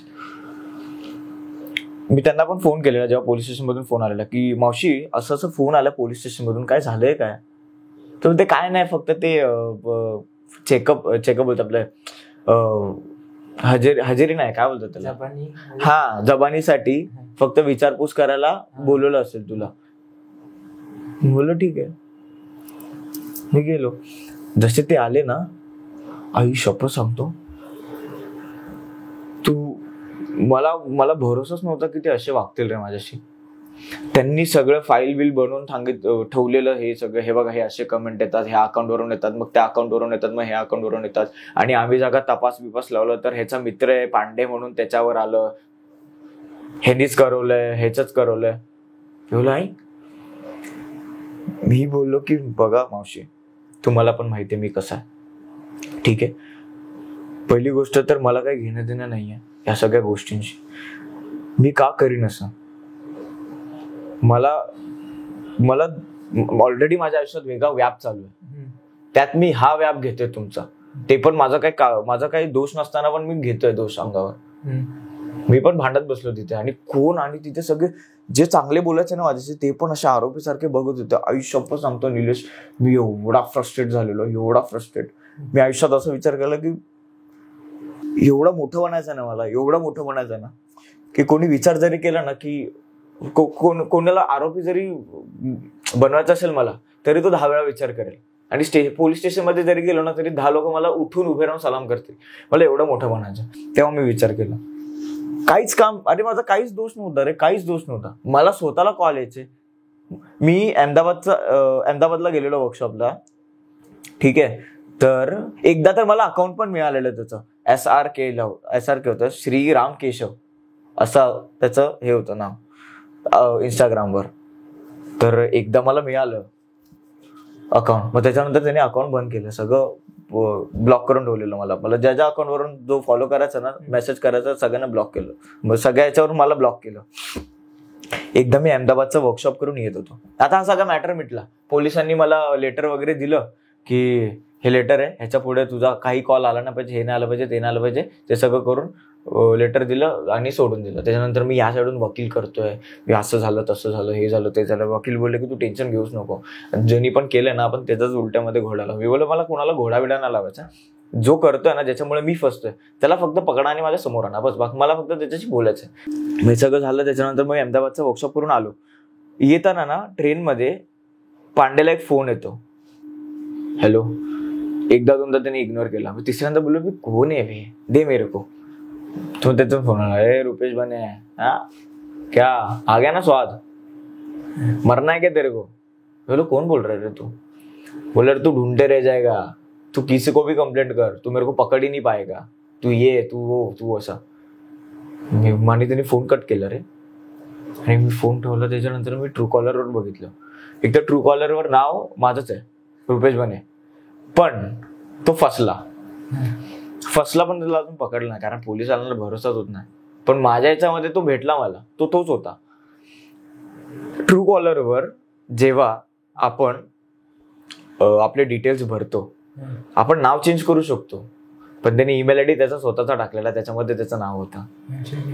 आणि त्या ईमेल आयडीवर मला कळलं की हा माणूस कोण आहे.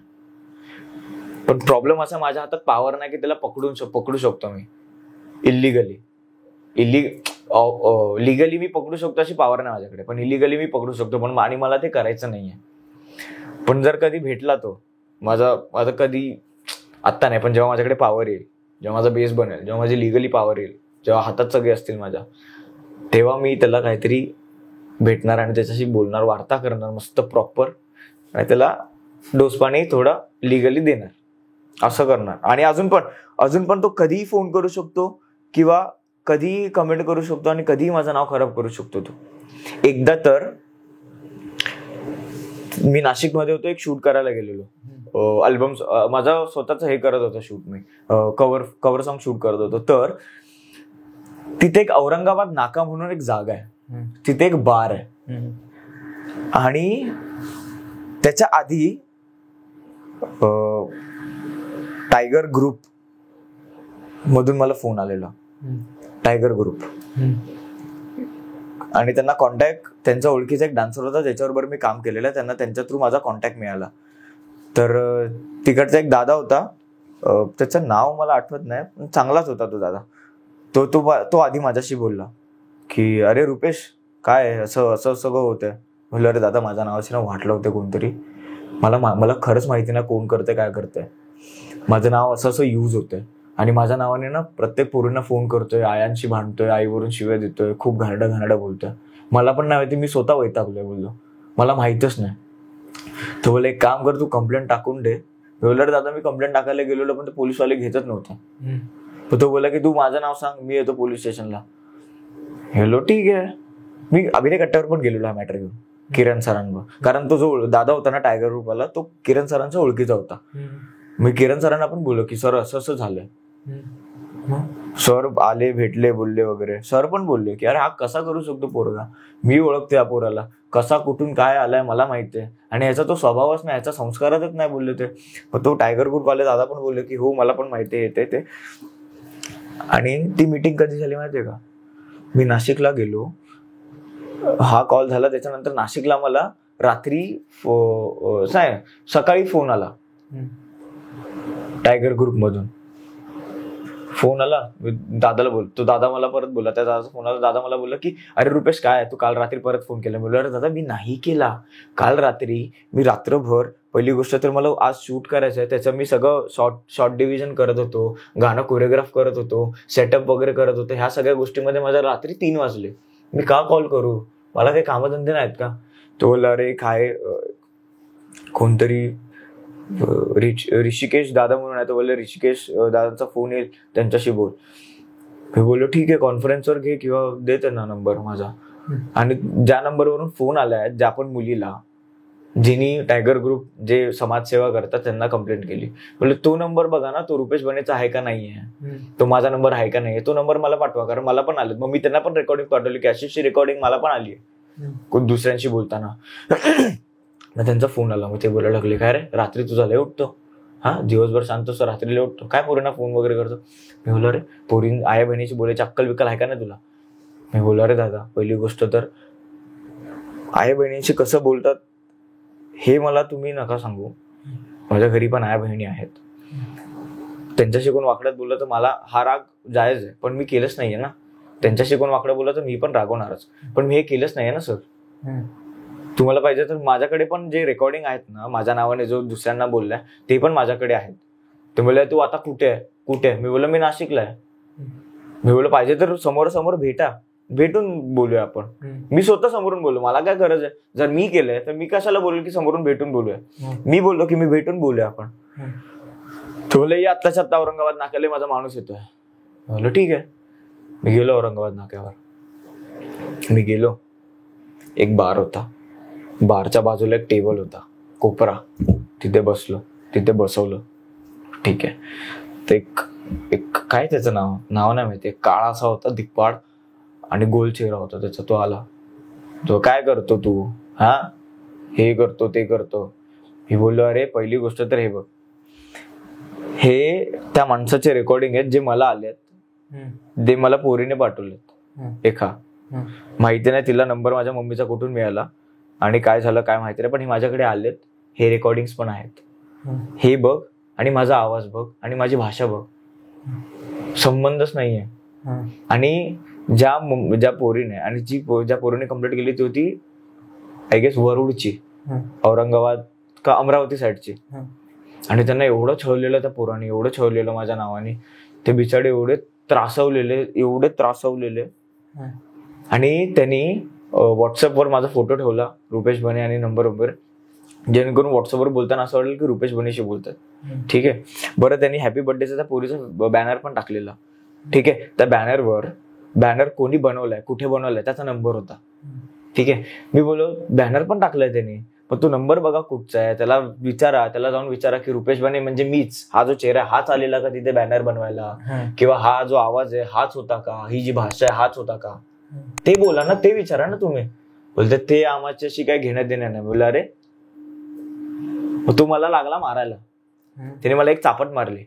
मी बोललो तू मला हात कसा काय लावू शकतो, आणि माझं असं होतं की मी त्यांच्या एरियात आहे, माझ्याकडे काय बेस नाही काय नाही, एक तर मी आलो असाच. मी जर काय केलं तर मी करू शकलो असतो, जर माझा राग त्या पीकला गेला असता ना निलेश, खरं सांगतो मी करू शकलो असतो, पण मला ते करायचं नव्हतं. त्याच्याने काय झालं असतं माहितीये का, मीच केलंय असं झालं असतं. म्हणून मग मी तिथे थांबलो, मी लढलो, मी थांबलो. मी बोललो मी केलंच नाहीये. पण त्यांनी काय केलं माहितीये का, ती जी मुलगी होती ना जिने कंप्लेंट केलेली, तिला व्हिडिओ कॉल केला, तिच्या आईला व्हिडिओ कॉल केला. ठीक आहे. आणि त्यांनी समोरासमोर ठेवलं. तो बोलते हाच रुपेश बने, हाच रुपेश बने. मी बोललो मीच रुपेश बने आहे, आणि दुनियेला माहितीये, गुगलला पण माहितीये मीच रुपेश बने आहे, पण तुम्हाला फोन करणारा रुपेश बने तो मला माहिती नाही. तो बोलते नाही तूच आहे. मी बोललो तुम्ही कधी त्याला व्हिडिओ कॉल केलाय, किंवा तुम्ही कधी त्याला भेटलाय, कधी भेटायला बोलवलंय किंवा काय गेलंय? ते बोलते नाही. बोलते मग कसं तुम्ही बोलू शकता की मीच आहे कॉल करणारा काय आहे ते? बोलते नाही सर तुम्हाला सांग. ती बाई बोलते की तुम्हाला सांगते यांनी एवढं छळलंय, लग्नाची गोष्ट करतो, नागडे फोटो वगैरे मागतो, मॉडेल बनवीन हे करतो, एवढं छळतो, रात्री झोपू देत नाही, शिव्या घालतो, हे करतो ते करतो. मी बोललो आईच्या गावात हे सगळं माझ्या मागे होते, मला माहीतच नाही निलेश, मला माहीतच नाही. आणि त्यांच्या समोर त्या पोरींसमोर तो मला मारत होता. मी बोललो तू आत्ता मारून घे मला, माझी चूक नसताना पण मी मार खातोय, मला मारून घे. मी त्याला सगळं सांगितलं, हा माझ्या आईचा नंबर आहे, हा माझ्या घराचा ऍड्रेस आहे, जर तुला वाटत असेल हे मी केलंय, हा माझ्या घरचा ऍड्रेस आहे, तू ये बिंदास आहे. आणि मी असंच बोललो त्याच्याशी, बिंदास आहे तू, जर तुला वाटतंय मी केलंय, ह्याच्यानंतर पण तुला असं वाटेल कोणाला काय आलं असं नाही मी केलंय, तर बिंदास आहे, बिंदास घरात ये, बोल माझ्याशी, काय झालंय काय नाही, काय सोक्ष मोक्ष लावायचं तर लावू आपण, पण मी सांगतो हे मी केलेलं काम नाहीये. का करेन मी, संबंधच नाही. त्याच्यानंतर मग वॉर्निंग दिली, तिथून सोडलं. तुला सांगतो त्या दिवशी मी शूटच नाही केलं ना, त्या दिवशी ना मला जेवण जात होतं ना, त्या दिवशी मला पाणी जात होतं. मी तिथून ड्राईव्ह करत, मी ना आजूबाजूला बघितलं, मी अशीच ड्राईव्ह करत होतो गाडी. एवढं डोक्यात राग होता माझ्या, काही न करताना पण कोण हा माधुरचोद माणूस ज्याच्यामुळे मला एवढं सगळं सहन करावं लागते, भिंचोद. एक तर कुठून कसा आलोय माझं मला माहिती, आणि आई झावाडे हे लोक माधुरचोद भोसडीचे, हे माझ्या नावाची गाण मारतात, असं झालेलं माझं. मी असंच होतं. तिथून जसं नाशिकवरून निघालो ना, कट्टू मी संध्याकाळी अभिनय कट्ट्यावर होतो. मी दादाला सांगितलं की दादा असं झालं, त्यांनी मला मारलं, त्यांनी मला हात लावला. त्याच्यानंतर मग किरण सरांना पण सांगितलं, सर असं झालं. काही न करता पण मी मार खाल्ला. मी करू शकलो असतो, पण त्याच्याने झालं काय असलं असतं की मीच केलंय सगळं ते, म्हणून मी काय केलंच नाही तिथे. पण मग नंतर ते बोलले की कंप्लेंट कर, आपण हे सगळं करू शकतो, मी येतो पोलीस स्टेशनला, मी येतो. त्याच्यानंतर फॉलोअप घेत होतो मी की सर असं, सर तसं. अरे थांब दिवाळी जाऊ दे, अरे थांब क्रिसमस जाऊ दे, अरे थांब न्यू इयर जाऊ दे. कोण? किरण सरांनी तर रिप्लाय नाही केला, माहिती नाही बिझी होते ते. त्याच्यानंतर जो टायगर ग्रुपवाला तो पण, त्यांनी पण लटकी दिली. सांग एवढं सगळं केल्यानंतर तुला का भरोसा येईल कोणावर? अशा परिस्थितीत पण कोण कोणाचं नसतं भाई, कोण कोणाचं नसतं. तुझी लढाई तुलाच लढायची असते, त्याच्यामध्ये तुला मार पण खावा लागतो, मारावा पण लागतो. पण बाय अजून मी मारला नाहीये कोणाला, कारण तेवढी शिकवण नाहीये अजून, तेवढी लिमिट जरी क्रॉस झाली असेल तरी तेवढी पॉवर नाही, आणि घरातले तेवढे संस्कार नाहीत की कोणाला मारून रक्त बिक्त काढून किंवा कोथळा वगैरे बाहेर काढून पळून जाणं, असं संस्कारातच नाहीये. त्याच्यामुळे जे होईल ते लिगली करायचंय मला, आणि लिगली करायला जरी गेलं तरी लिगलची माणसं ज्यांच्याकडे वर्दी आहे, ज्यांच्याकडे कोट आहेत, ते इतके चांगले सपोर्ट करतात ना की ते बघतच नाही आमच्याकडे, इतके चांगले सपोर्ट करतात. म्हणून मला प्रचंड चीड आहे. गव्हर्नमेंटची जेवढी पण माणसं आहेत खाकी वर्दीवाली सगळे मला प्रचंड भयानक चीड आहे त्यांच्याबद्दल. आश्चर्य वाटलं हे, म्हणजे कोणालाच नाही माहिती. पहिल्यांदा आता कळेल हे जेव्हा बघतील लोक. कोणालाच नाही माहिती. आता मला पण नाही माहिती मी ज्यांचं नाव घेतलं इथे ते काय रिॲक्ट करतील याच्यानंतर किंवा काय. ह्याच्यानंतर मला पण माहिती आहे माझ्याकडे रिस्क आहे.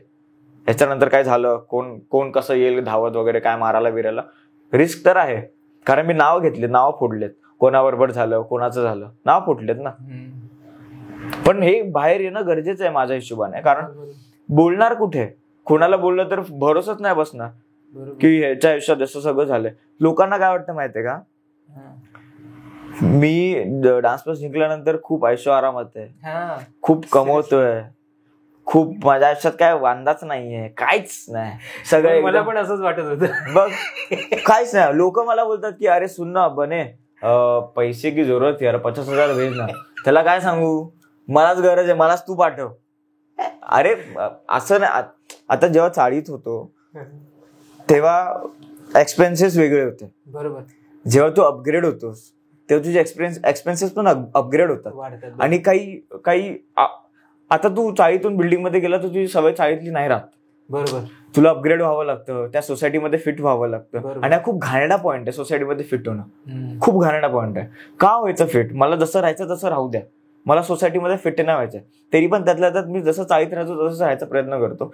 पण आता एका लेवलला तू गेल्यानंतर तुला ती आर्टिस्टिक लाईफ मेंटेन करणं गरजेचं आहे. माझ्याकडून तेवढी होत नाहीये, पण जेवढी मला जमते तेवढं मी मेंटेन करण्याचा प्रयत्न करतोय. तर लोकांना असं वाटतं की मी खूप करोडो कमवतोय. असं काहीच नाहीये. मी जर करोडो कमवत असलो असतो तर आता मी इथे नसलो असतो. मी झाटोमाटो लोकांना भाव दिला असता जर मी करोडो कमवत असलो असतो तर. म्हणजे जे जास्त शाणे बनतात, बरोबर, जे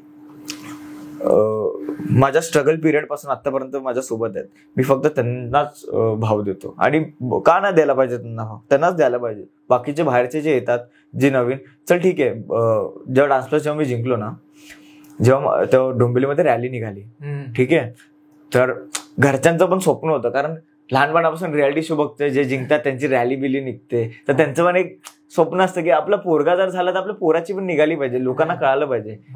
तर मग माझी पण रॅली काढली त्यांनी. आणि रॅलीमध्ये तुला सांगतो निलेश, अशी लोक आली ज्यांना मी ओळखत पण नव्हतो. ते बोलत होते अरे आपण तिथे भेटलेलो ना, अरे काय संबंध. माझं असं होतं की अरे हा असं. मला त्या लोकांची खूप चिड येते. जे लोक, आता तो फेमस झाला म्हणून मी बोलेल अरे माझा मित्र आहे, तुला काय सांगू तुला, अरे आम्ही डोंबिवलीत एकत्र राहतो, अरे आमची इथे खेळायला यायचं वागशाळेमध्ये. अरे मग खेळायला यायचं, मग जेव्हा त्याला सपोर्टची गरज होती तेव्हा सपोर्ट केलास. मग आता जेव्हा त्याच्याकडे आलं, त्याने मेहनतीने एवढं कमवलं, तर मग तू त्याचं श्रेय घे, मला काय प्रॉब्लेम नाही. पण मग तू पटेली नको करू. जर तुला तेव्हा साथ देता येत नव्हती तर मग आता तर गरज पण नाही मला तुझी. पण तुझा जो नंबरचा लीगचा विषय, तू एकदा लाईव्ह येऊन पण बोललेलास ना? बोललेलो. जेव्हा लाईव्ह, मी 2दा लाईव्ह आलो. एकदा डान्स दिवाने शो मध्ये होतो तेव्हा पण आलेलो, आणि एकदा घरी पण आलेलो. घरी आलेलो त्याच्यानंतर मग काय झालं माहितीये का प्रॉब्लेम, मी त्याच्यानंतर लाईव्ह का बंद केलं. लाईव्ह मध्ये आल्यानंतर ना तो अलर्ट व्हायचा की आता लोकांना माहितीये की हा नाहीये, ह्यानी सोडलाय, लाईव्ह सोडलाय. मग तो नाही करायचा. मग नंतर परत चालू करायचा. मग परत लाईव्ह गेलो तर अलर्ट व्हायचा, मग नाही करायचं. मग मी बोललो की तो असं लाईव्ह गेल्यावर पकडलंच जाणार नाही. म्हणून मग मी लाईव्ह येणं सोडूनच दिलं, त्याला अलर्ट करणंच सोडून दिलं. पण त्या चक्करमध्ये झालं काय, सगळं माझ्यावर आलं, माझ्या डोक्यावर बर्डन झालं. पण मला काय प्रॉब्लेम नाही. बघ, कितीही दुनिया घाणेरडी असली, वाईट असली, तरी खरं लपत नाही. बरोबर. 2 वर्षांनी, 20 वर्षांनी, 40 वर्षांनी ते बाहेर येतच. आणि जेवढं लेट बाहेर येईल ना सत्य, तेवढा मला त्रास होईल. मला माहिती आहे मला त्रास होईल. पण ज्या दिवशी सत्य बाहेर येईल ना, त्या दिवशी ज्यांनी माझ्यावर आरोप केलेत त्यांची एवढी उदास होईल, त्यांना एवढं रिग्रेट होईल. तो रिग्रेट मला बघायचा आहे. म्हणजे जास्त पब्लिसिटी असेल तर त्याचे हे पण दुष्परिणाम आहेत. खूप. मला नकोय. मला नकोय. मग एका पॉइंटला ना मला अजून पण कोणी विचारलं ना की डान्स प्लस नंतरची लाईफ की डान्स प्लसच्या आधीची लाईफ, डान्स प्लसच्या आधीची लाईफ. डान्स प्लसच्या आधीची घे, डान्स प्लस डोक्यात येण्याच्या पण आधीची लाईफ पाहिजे मला. मला नकोय ते सगळं. धन्यवाद रुपेश, तू पॉडकास्टसाठी वेळ दिलास. तुला तुझ्या पुढील लाईफसाठी एनपी क्रिएशनच्या टीमकडून खूप साऱ्या शुभेच्छा. Thank you so much. पॉडकास्ट माझं आयुष्यातलं पहिलं पॉडकास्ट आहे आणि असं खूप ऐकलेलं की पॉडकास्टमध्ये खूप अनफिल्टर बोलतात आणि हे बोलतात, तर मग ह्याचा मला खूप आधी पण मेसेज आलेला, मी याला रिप्लाय केला, पण त्याच्यानंतर मग माझं असं होतं की पॉडकास्टमध्ये मी रेडी आहे नाही आहे, मी केले नाही कधी, त्याच्यामुळे मग शेवटी ह्यानेच मला इनिशिएट घेऊन कॉल केला की आपण उद्या करूया. मग बोललं चल ठीक आहे. मग आज आलो आणि मला खूप बोलायला पण चान्स मिळाला, जे मला खूप खूप खूप वर्षांपासून बोलायचं होतं, जे लोकांना माहीत नाहीये पण ते सांगायचं होतं, पण कसं सांगू कळत नव्हतं. पण आता इथे पॉडकास्टच्या निमित्ताने मला ते व्यक्त होता आलं. पण मला नाही वाटत मी अजून 100% व्यक्त झालोय. आय गेस 70%च व्यक्त झालोय, कारण ऍट द मुमेंट आपल्याला जे गोष्टी आठवतात तेच आपण बोलू शकतो. बरोबर बरोबर. तर मला नाही वाटत मी एवढं ओपन अप झालोय, पण जेवढं पण ओपन अप झालं ते सगळं सत्य आहे, ते सगळं खरं आहे माझ्या आयुष्यातलं. मी काहीच एवढं असं कमवत नाही, पण हा ज्या दिवशी कमवेल त्या दिवशी हक्काने बोलेल की भाई मी एवढं कमवतो आणि माझ्याकडे एवढी पॉवर आहे. मग मी आयुष्यात इन्स्पिरेशन आहे ना माझा शाहरुख खान आहे. शाहरुख खान तो माणूस जो टॅकल करतो ना सिच्युएशनला, ऍक्टिंग आणि ते सगळं तर राहिलं बाजूला, ते सगळं ठीक आहे, पण तो जो सिच्युएशनला जे टॅकल करतो ना, जे बोलतो, त्याचा जो ह्युमर आहे खतरनाक आहे. मला तसं बनण्याचा प्रयत्न करतो मी, मला तसं राहायचंय. सगळ्यांशी एकदम पोलाइट बोलणं, सगळ्यांचं चांगलं बोलणं, त्या माणसाची इतकी पॉवर आहे. तुला अजून मी हे कोणालाच नाही माहिती, हे फक्त आमच्या टीमला माहिती आहे ज्यांनी काम केलं ते. मी शाहरुख खानच्या घरी जाऊन आलोय. अरे वा. शाहरुख सरांच्या घरी जाऊन आलोय आणि ते पण त्यांचं एक आयफाचं हे होतं, एक ते होस्ट करत होते आयफा, ते आणि विकी कौशल.